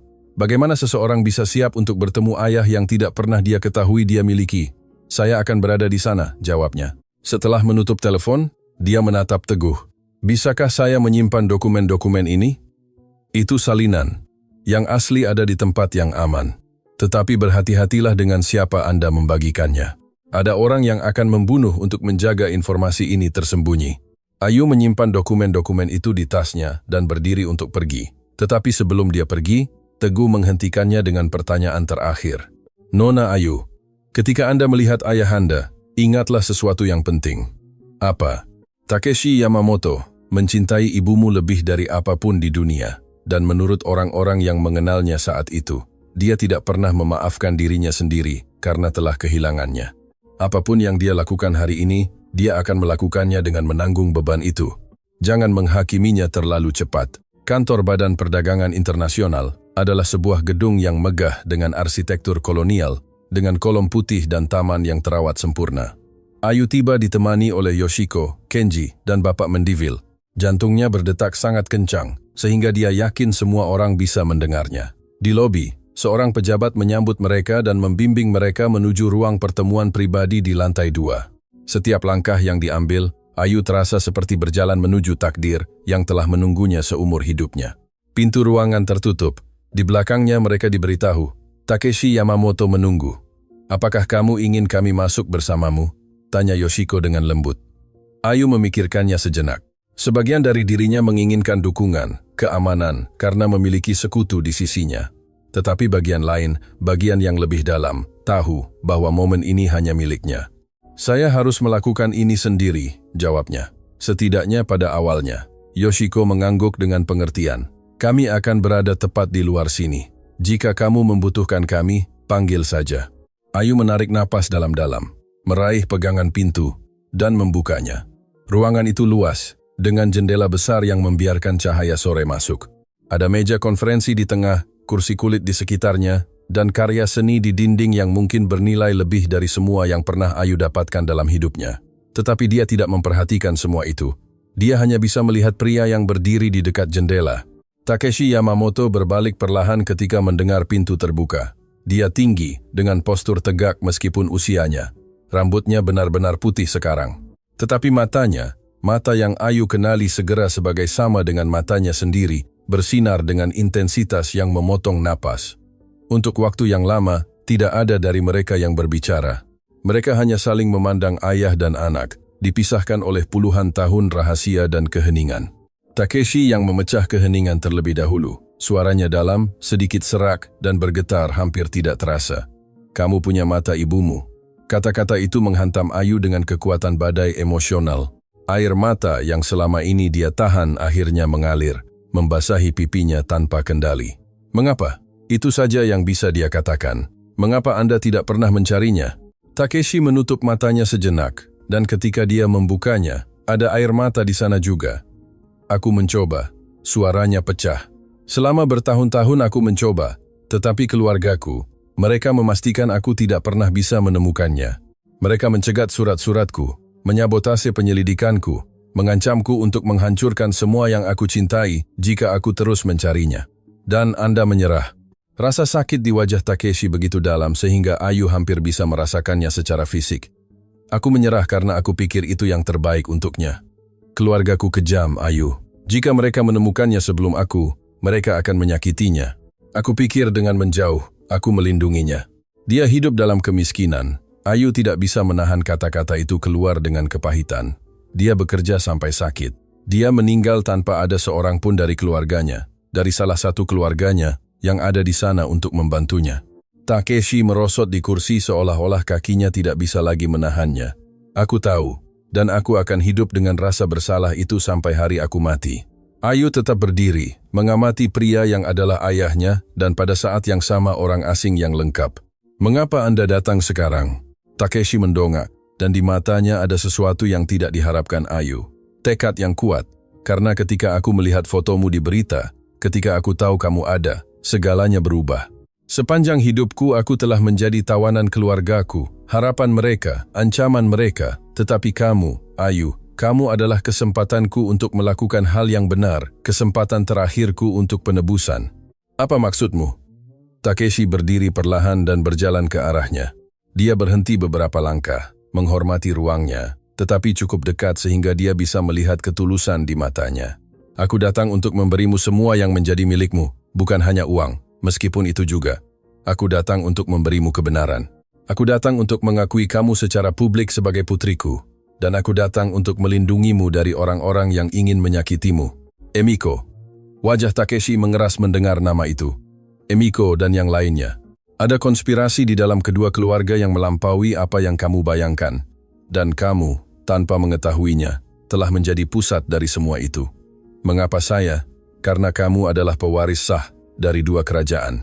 Dan karena ada rahasia yang disimpan ibumu bahkan dari Yoshiko, yang bisa menghancurkan kedua keluarga jika terungkap. Ayu merasa tanah bergerak di bawah kakinya.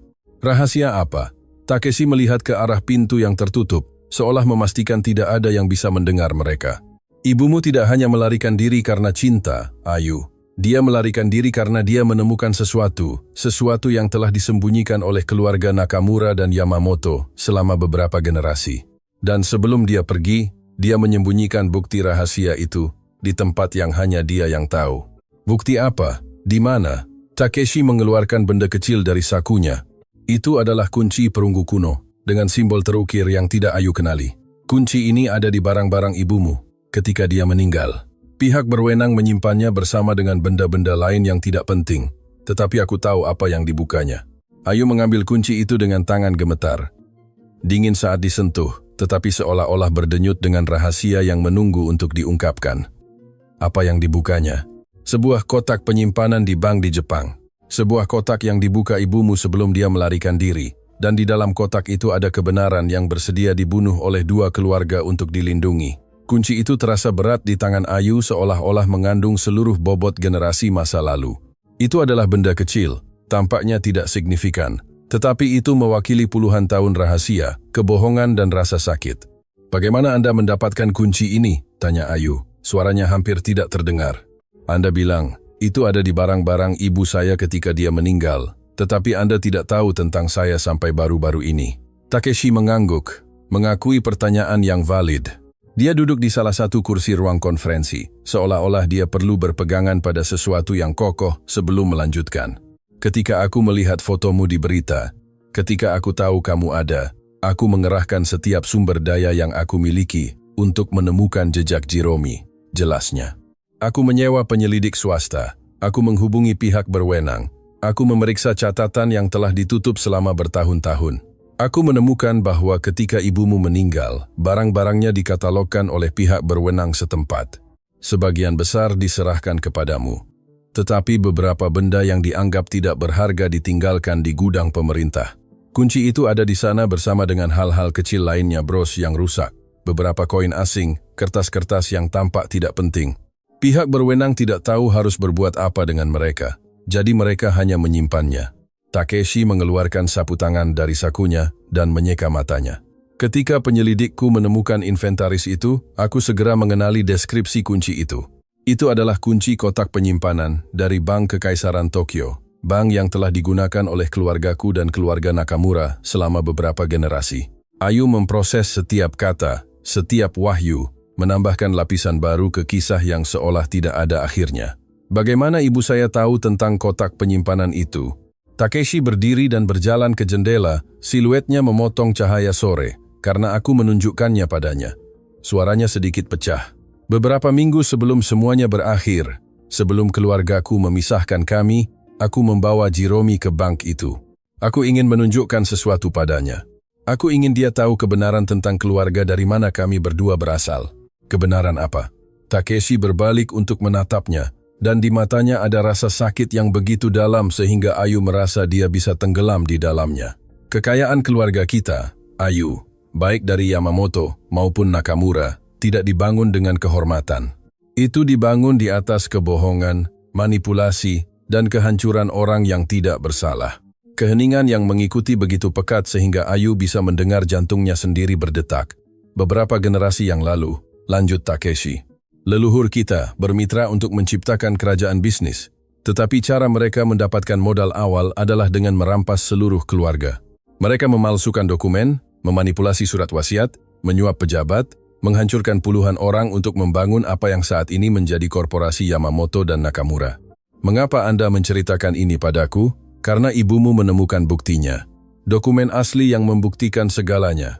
Kesaksian yang disimpan oleh karyawan yang menjadi saksi.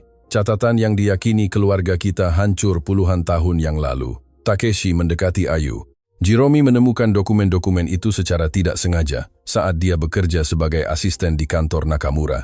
Dan ketika dia membacanya, ketika dia mengerti besarnya apa yang telah dilakukan keluarga kita, dia hancur. Itulah sebabnya dia melarikan diri.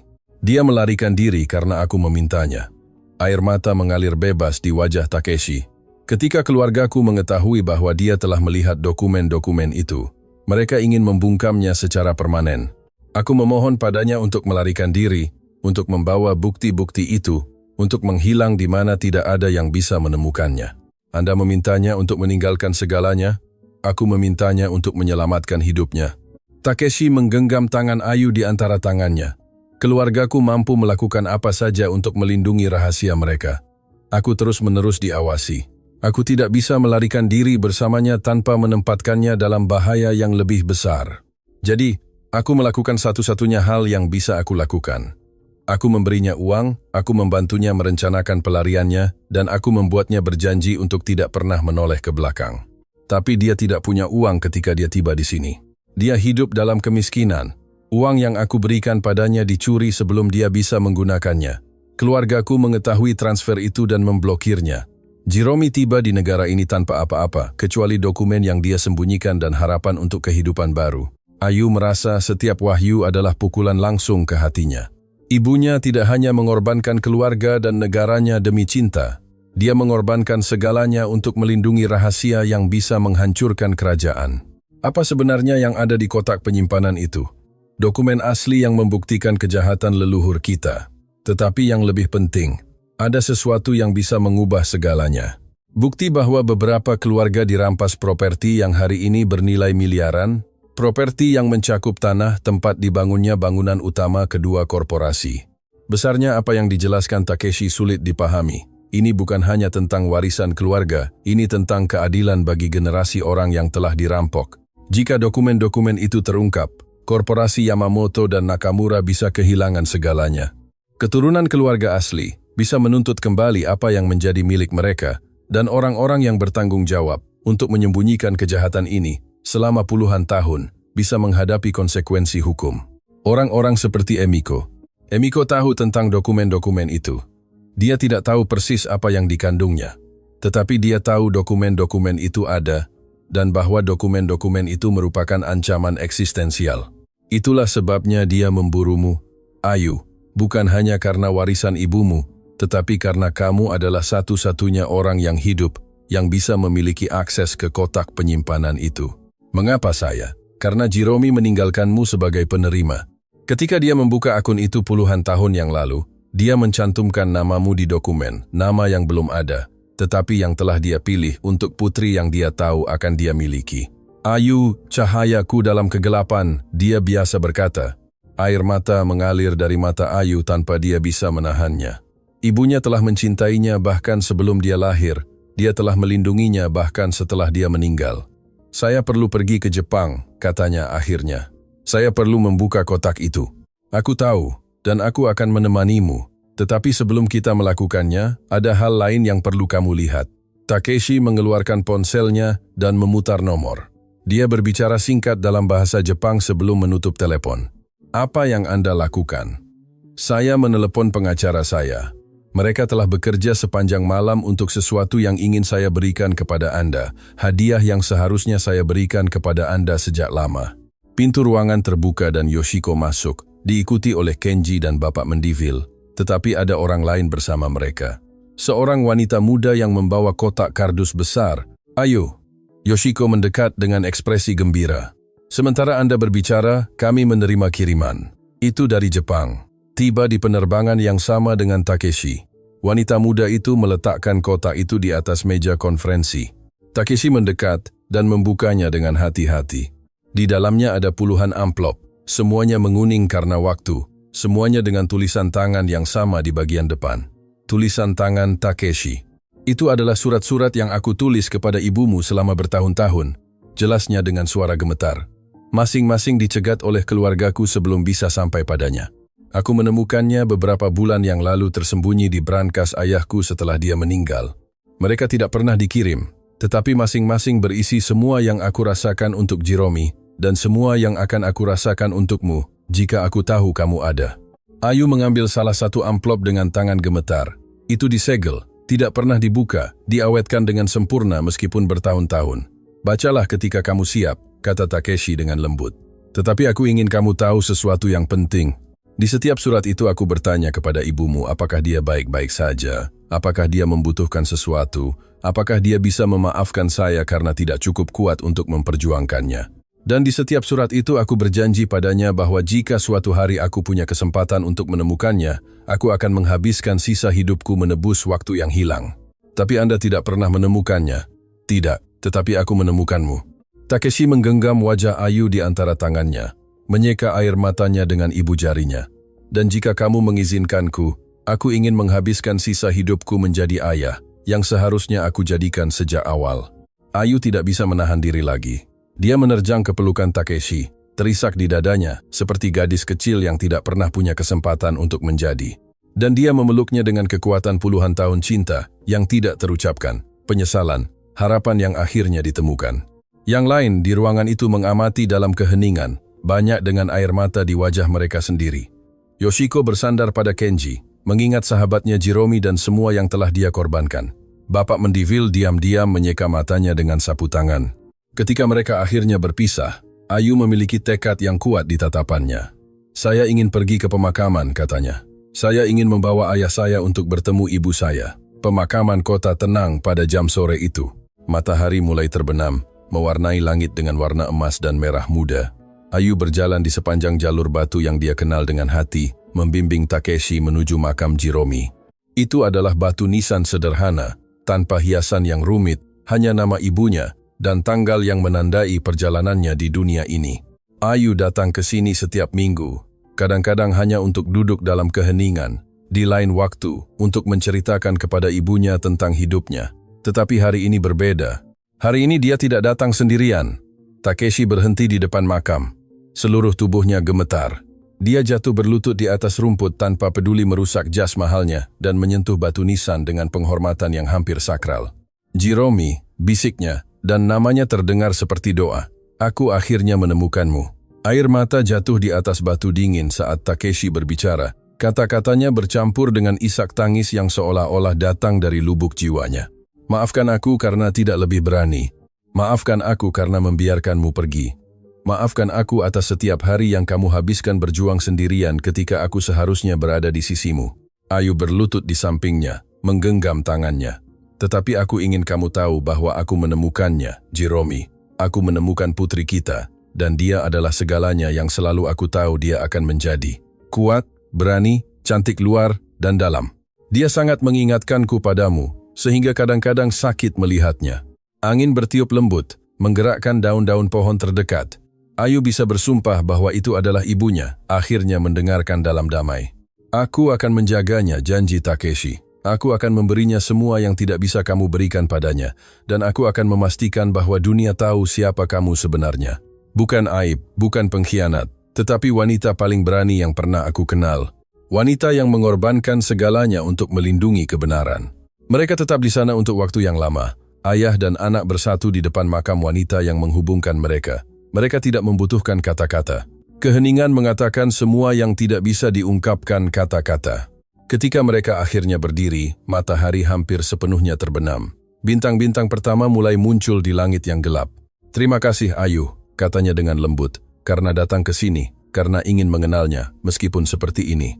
Aku seharusnya datang bertahun-tahun yang lalu. Aku seharusnya menggerakkan langit dan bumi untuk menemukannya. Takeshi melihat ke batu nisan untuk terakhir kalinya. Tetapi aku tidak bisa mengubah masa lalu. Aku hanya bisa menghormati ingatannya dengan melakukan hal yang benar sekarang. Telepon Takeshi berdering, memecah keintiman momen itu. Dia menjawab sebentar dan ekspresinya berubah dari melankolis menjadi khawatir. "Apa yang terjadi?" tanya Ayu. "Itu Kenji. Emiko baru saja tiba di kota dan dia tidak datang sendirian." Hotel tempat Takeshi menginap dikelilingi oleh kendaraan keamanan ketika mereka tiba. Pria berjas gelap berpatroli di pintu masuk dan suasananya tegang seperti tali busur yang akan ditembakkan. Di lobi, menunggu mereka, adalah Emiko Nakamura secara langsung. Dia lebih mengesankan daripada yang disarankan oleh foto-foto. Tinggi, elegan, dengan wajah yang bisa saja cantik jika bukan karena kekejaman mutlak di matanya. Di sisinya ada dua pria yang jelas-jelas pengacara membawa tas kerja yang mungkin berisi ancaman hukum. "Paman Takeshi." Emiko berbicara lebih dulu. Suaranya manis seperti racun yang menyamar sebagai madu. "Sungguh kejutan menemukan Anda di sini dan ditemani oleh putri tidak sah dari mantan kekasih Anda.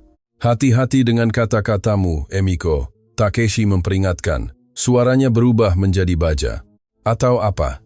Anda akan membela penipu yang muncul entah dari mana menuntut koneksi dengan keluarga kita." Emiko berbalik ke arah Ayu, menilainya dengan cemoohan. "Lihat dirimu, seorang pelayan sederhana yang berpikir dia bisa mewarisi kekayaan yang bukan miliknya." Ayu merasakan kemarahan tumbuh di dadanya, tetapi dia ingat kata-kata ibunya dalam surat itu. Nilai sejati tidak ditunjukkan dengan teriakan, tetapi dengan martabat. "Saya tidak datang untuk menuntut apapun yang bukan milik saya," jawabnya dengan suara tegas. "Saya hanya datang untuk mengetahui kebenaran tentang keluarga saya." "Keluargamu?" Emiko tertawa meremehkan. "Ibumu adalah aib yang melarikan diri hamil dengan pria yang bahkan tidak menikahinya. Anda tidak punya keluarga di sini." "Cukup." Takeshi melangkah maju. "Ayu adalah putriku. Aku punya bukti DNA yang mengonfirmasikannya dan aku punya niat untuk mengakuinya secara hukum." Warna menghilang dari wajah Emiko. "Anda tidak akan berani." "Aku sudah melakukannya. Dokumen-dokumen diserahkan pagi ini di Jepang. Ketika fajar menyingsing di sana, Ayu Sekarwangi akan resmi menjadi Ayu Yamamoto." Emiko gemetar karena amarah yang nyaris tidak tertahan. Ini tidak akan berakhir di sini. Keluarga tidak akan pernah mengizinkannya. Keluarga tidak punya pilihan. Takeshi mengeluarkan amplop dari sakunya. "Dan jika mereka mencoba ikut campur, saya akan memastikan bahwa dokumen-dokumen yang disimpan Jiromi sampai ke setiap surat kabar penting di dunia." Keheningan yang mengikuti sangat elektrik. Emiko menatap amplop itu seolah-olah itu adalah ular yang akan menggigitnya. "Anda tidak punya dokumen-dokumen itu. Tidak ada yang tahu di mana dokumen itu." "Saya tahu persis di mana dokumen itu." Ayu berbicara, mengejutkan dirinya sendiri dengan ketegasan suaranya, "dan saya akan mengambilnya." Emiko menatapnya dengan kebencian murni, tetapi di balik kebencian itu ada sesuatu yang lain. Ketakutan. Ketakutan seseorang yang melihat dunianya akan runtuh. "Anda tidak tahu siapa yang Anda hadapi, nak. Saya menghadapi orang-orang yang menghancurkan ibu saya, yang mencuri warisannya, yang memaksanya hidup dalam kemiskinan, sementara Anda menikmati kekayaan yang dibangun di atas kebohongan." Ayu melangkah maju menuju Emiko, tidak terintimidasi. "Tetapi saya tidak takut lagi. Dan ketika saya membuka kotak penyimpanan itu, seluruh dunia akan tahu persis orang macam apa Anda." Emiko mendekat sampai wajah mereka berjarak beberapa sentimeter. "Jika Anda pergi ke Jepang, jika Anda mencoba membuka kotak itu, saya akan menghancurkan Anda. Saya akan menghancurkan semua yang Anda cintai. Tidak akan ada yang tersisa dari Anda. Anda sudah mencobanya sekali di restoran itu." Ayu tidak mundur sedikit pun. "Dan Anda gagal karena Anda meremehkan seorang pelayan sederhana yang berbicara bahasa Jepang." Untuk sesaat, waktu seolah berhenti. Dua wanita saling berhadapan mewakili generasi konflik, ketidakadilan, rahasia yang terkubur. Akhirnya, Emiko mundur. Senyumnya sedingin es. "Sampai jumpa di Tokyo, kalau begitu, sepupu." Dan ketika semuanya berakhir, Anda akan berharap Anda tidak pernah dilahirkan. Dia berbalik dan meninggalkan hotel. Pengacaranya mengikutinya seperti bayangan yang patuh. Takeshi meletakkan tangan di bahu Ayu. "Apakah kamu baik-baik saja?" "Saya siap," jawabnya. Tatapannya terpaku pada pintu tempat Emiko menghilang. Pesan penerbangannya. "Kita akan pergi ke Jepang." Apa yang tidak dia ketahui adalah bahwa pada saat itu, di sebuah kamar hotel terdekat, Bapak Hartono Jaya menerima telepon dari Emiko dengan instruksi yang sangat spesifik. Instruksi yang memastikan bahwa Ayu Sekarwangi tidak pernah tiba di Tokyo hidup-hidup. Bandara internasional luar biasa tenang pagi itu. Ayu berjalan di samping Takeshi, Yoshiko, dan Kenji menuju ruang tunggu keberangkatan pribadi. Langkah kaki mereka bergema di lantai yang dipoles. Di tasnya dia membawa kunci yang telah disimpan ibunya selama puluhan tahun, dan di hatinya tekad untuk menyelesaikan apa yang telah dimulai Jiromi. Tetapi takdir punya rencana lain. "Berhenti di sana!" Suara seorang petugas keamanan menghentikan kelompok itu. "Ayu Sekarwangi harus ikut dengan kami. Ada laporan formal terhadap Anda." Takeshi segera campur tangan. "Laporan apa? Apa yang Anda bicarakan?" "Penipuan dan pencurian identitas." Petugas itu menunjukkan beberapa dokumen. Diajukan 1 jam yang lalu oleh Bapak Hartono Jaya. Jantung Ayu mencelos. Peringatan Emiko bergema di benaknya. "Aku akan menghancurkan semua yang kamu cintai." "Ini tidak masuk akal." Kenji mengeluarkan ponselnya. "Saya akan menelepon pengacara kami. Anda bisa menelepon siapapun yang Anda mau, tetapi Nona Ayu tidak bisa meninggalkan negara sampai situasinya jelas." Untuk sesaat, Ayu merasa semuanya hilang, begitu dekat dengan kebenaran, begitu dekat untuk mendapatkan keadilan, dan sekarang dihentikan oleh kebohongan yang dibuat-buat. Tetapi kemudian suara tak terduga memotong ketegangan. "Petugas, saya pikir Anda ingin melihat ini sebelum melanjutkan." Itu Teguh Pratama, jurnalis, ditemani oleh 2 pria yang membawa identifikasi dari Kejaksaan Federal. "Apa yang terjadi di sini?" tanya petugas itu bingung. Salah satu jaksa melangkah maju. "Saya Jaksa Federal Marco Villanueva. Sekitar 1 jam yang lalu, Bapak Hartono Jaya ditangkap atas berbagai tuduhan korupsi, pencucian uang, dan konspirasi. Laporan yang ada di tangan Anda diajukan sebagai bagian dari skema untuk menghalangi keadilan." Petugas itu memeriksa dokumen-dokumen yang diserahkan jaksa kepadanya. Ekspresinya berubah dari otoritas menjadi rasa malu. "Saya tidak tahu. Perintah datang dari atas. Perintah datang dari pejabat yang juga sedang diselidiki." Jaksa itu berbalik ke arah Ayu. "Nona Ayu, Anda bebas untuk pergi. Dan jika saya boleh mengatakannya, seluruh negara menantikan apa yang akan Anda lakukan." Teguh mendekat dengan senyum. "Saya mempublikasikan semuanya pagi ini. Dokumen Hartono Jaya, koneksinya dengan Emiko Nakamura, konspirasi lengkap. Ketika Anda mendarat di Tokyo, seluruh dunia akan tahu kebenarannya." Ayu menatapnya dengan rasa terima kasih yang tak terbatas. "Mengapa Anda sangat membantu saya?" "Karena bertahun-tahun yang lalu keluarga saya sendiri dihancurkan oleh orang-orang kuat yang berpikir mereka bisa membungkam kami. Tidak ada yang percaya pada kami saat itu. Tetapi hari ini, berkat Anda, banyak keluarga akhirnya akan mendapatkan keadilan." Penerbangan ke Tokyo terasa panjang, tetapi Ayu hampir tidak menyadarinya. Dia menghabiskan waktu berjam-jam membaca surat-surat yang ditulis Takeshi kepada ibunya selama puluhan tahun. Setiap kata adalah jendela ke cinta yang waktu dan jarak tidak bisa hancurkan. Dalam salah satu surat, bertanggal bertahun-tahun setelah pelarian Jiromi, Takeshi menulis, "Jiromiku tersayang, hari ini aku memimpikanmu lagi. Aku bermimpi kita punya seorang putri dengan matamu dan kekeras kepalaanku. Aku bermimpi kita bahagia, bahwa tidak ada yang memisahkan kita. Ketika aku bangun dan mengingat kenyataan, aku menangis seperti yang belum pernah aku lakukan sejak kamu pergi.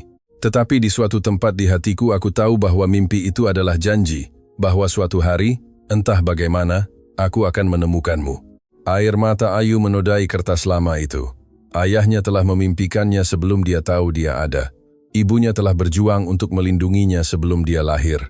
Cinta yang menciptakannya lebih kuat daripada kerajaan manapun, kekayaan manapun, konspirasi manapun. Tokyo menyambut mereka dengan hujan, seolah-olah langit itu sendiri menangisi semua rasa sakit yang akan disembuhkan. Bank Kekaisaran Tokyo adalah sebuah gedung yang megah, penjaga rahasia yang telah tersembunyi selama beberapa generasi. Tetapi di luar bank menunggu kerumunan, wartawan dari seluruh dunia, kamera televisi, orang-orang memegang poster dengan wajah Jiromi dan pesan dukungan. Kisah Ayu telah menjadi viral dalam hitungan jam. Dan di antara kerumunan, ditahan oleh 2 penjaga keamanan yang mencegahnya melarikan diri adalah Emiko Nakamura. Ekspresi kebenciannya telah berubah menjadi sesuatu yang lebih dekat dengan teror. Pihak berwenang Jepang menangkapnya saat dia mencoba menghancurkan dokumen perusahaan, jelas Kenji saat mereka berjalan menuju pintu masuk bank.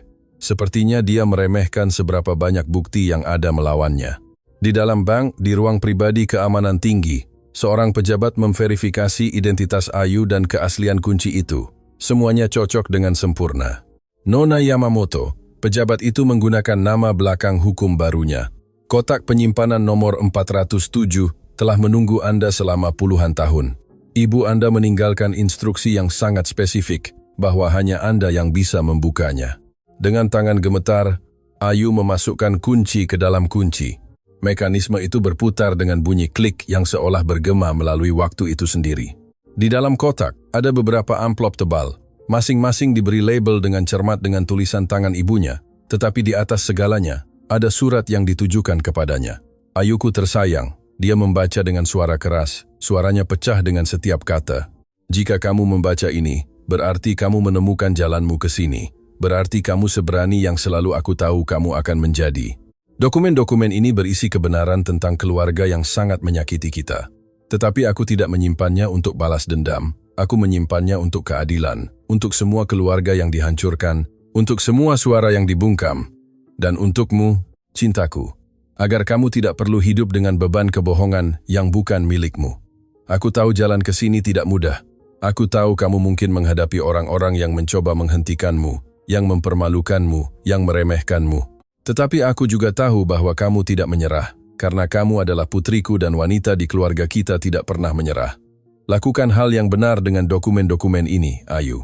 Bukan apa yang paling mudah, bukan apa yang paling menguntungkanmu, tetapi hal yang benar. Kembalikan kepada setiap keluarga apa yang dicuri dari mereka. Pulihkan kehormatan mereka yang dirampas. Dan ketika semuanya berakhir, jalani hidupmu tanpa bayangan yang menggelapkan hidupku. Aku mencintaimu di luar kata-kata, di luar waktu, di luar kematian itu sendiri. Dan aku bangga padamu, aku selalu bangga, aku akan selalu bangga, ibumu, Jiromi. Ayu memegang surat itu di dadanya, terisak tanpa malu. Takeshi memeluknya, air matanya sendiri bercampur dengan air matanya. Yoshiko menangis diam-diam, menghormati kenangan sahabatnya, yang akhirnya menemukan kedamaian. Dokumen-dokumen itu diserahkan kepada pihak berwenang pada sore yang sama. Apa yang dikandungnya bahkan lebih menghancurkan daripada yang diantisipasi Takeshi. Mereka tidak hanya membuktikan kejahatan asli keluarga, tetapi puluhan tahun penutupan, suap kepada pejabat, dan penghancuran bukti yang sistematis. Dalam minggu-minggu berikutnya, skandal itu mengguncang Jepang dan seluruh dunia. 17 keluarga yang propertinya telah dirampas diidentifikasi dan dikompensasi. Keturunan dari mereka yang telah dihancurkan, akhirnya menerima keadilan. Emiko Nakamura dijatuhi hukuman atas berbagai tuduhan konspirasi dan menghalangi keadilan. Selama persidangannya, ketika ditanya mengapa dia mendedikasikan hidupnya untuk menghancurkan sepupunya sendiri, jawabannya mengungkapkan tragedi di balik kebenciannya. Karena saya mencintai Jiromi lebih dari siapapun di dunia. Dan ketika dia pergi, mereka mengatakan kepada saya bahwa dia telah mengkhianati kami. Saya menghabiskan hidup saya, membencinya karena meninggalkan saya. Tetapi sebenarnya saya tidak pernah berhenti merindukannya. Ayu, bertentangan dengan saran pengacaranya, meminta untuk berbicara dengan Emiko sebelum dia dipindahkan ke penjara. "Mengapa kamu datang?" tanya Emiko, suaranya tanpa kesombongan yang telah mencirikannya. "Karena ibuku mencintaimu," jawab Ayu. Dalam surat-suratnya dia berbicara tentang seorang gadis kecil yang mengikutinya kemana-mana. Seorang gadis dengan mata ingin tahu dan tawa yang menular. Gadis itu adalah kamu, Emiko. Air mata mengalir dari mata Emiko. Air mata tulus pertama yang dia tumpahkan dalam puluhan tahun. "Aku merindukannya," bisiknya. "Setiap hari dalam hidupku, aku merindukannya." Maka hormati ingatannya dengan menjadi lebih baik, itulah yang akan dia inginkan. Beberapa bulan kemudian, Ayu berdiri di depan kerumunan di Yayasan Jiromi Nakamura yang baru diresmikan, sebuah organisasi yang didedikasikan untuk membantu orang-orang yang hak-haknya telah dilanggar oleh sistem kekuasaan. Di sisinya ada Takeshi, yang sekarang diakui secara publik sebagai ayahnya, Yoshiko, yang telah menyumbangkan kekayaan yang cukup besar untuk yayasan itu, Kenji, Santi, dan Risa, yang telah menjadi keluarga besarnya. Dan juga Bu Titi, rekan kerja dari Bima Sakti, yang telah menjadi orang pertama yang membelanya ketika tidak ada orang lain yang melakukannya. Bahkan Pak Bima Adiwijaya hadir, diubah oleh peristiwa malam itu yang mengubah segalanya. Dia telah mengundurkan diri dari posisinya di Bima Sakti, dan sekarang bekerja sebagai sukarelawan, membantu imigran menemukan pekerjaan yang layak. "Ibu saya tiba di negara ini tanpa apa-apa," Ayu memulai pidatonya, suaranya diperkuat oleh mikrofon, tetapi pesannya datang langsung dari hati, tanpa uang, tanpa keluarga, tanpa ada yang percaya padanya, tetapi dia memiliki sesuatu yang lebih berharga. Dia memiliki martabat, dia memiliki keberanian, dan dia memiliki cinta. Selama bertahun-tahun dia bekerja membersihkan rumah, melayani meja, melakukan pekerjaan yang dianggap tidak bermartabat oleh orang lain. Tetapi dia tidak pernah kehilangan nilainya, dia tidak pernah berhenti bermimpi, dan dia tidak pernah berhenti berjuang untuk saya. Beberapa waktu lalu, di sebuah restoran tempat saya bekerja sebagai pelayan, seorang wanita tua Jepang dipermalukan secara publik karena tidak ada yang bisa mengerti dia. Hari itu saya melakukan satu-satunya hal yang saya tahu. Saya menggunakan suara saya untuk membelanya. Saya tidak tahu bahwa tindakan sederhana itu akan mengubah hidup saya selamanya. Tetapi itulah pelajaran yang diajarkan ibu saya kepada saya. Jangan pernah meremehkan kekuatan suara yang menolak untuk dibungkam. Jangan pernah meremehkan seseorang yang dianggap tidak penting oleh orang lain. Dan jangan pernah berhenti memperjuangkan apa yang benar. Yayasan ini dinamai menurut nama ibu saya karena dia mewakili semua orang yang diabaikan, dipermalukan, dirampas, tetapi dia juga mewakili harapan. Harapan bahwa keadilan selalu menang. Harapan bahwa cinta lebih kuat dari kebencian. Harapan bahwa setiap suara, tidak peduli seberapa kecil kelihatannya, memiliki kekuatan untuk mengubah dunia. Tepuk tangan yang menyusul berlangsung selama beberapa menit. Orang-orang menangis, bertepuk tangan, berpelukan. Pada saat itu, Ayu tahu bahwa ibunya akhirnya menemukan kedamaian.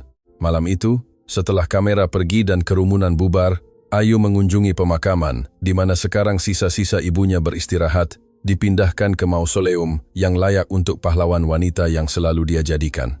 Takeshi berjalan di sisinya dalam keheningan, menghormati keintiman momen itu. "Kami berhasil, Bu," bisik Ayu di depan makam. "Semua yang kamu impikan, semua yang kamu korbankan tidak sia-sia." Keluarga yang dirampok mendapatkan kembali milik mereka. Suara-suara yang dibungkam akhirnya didengar.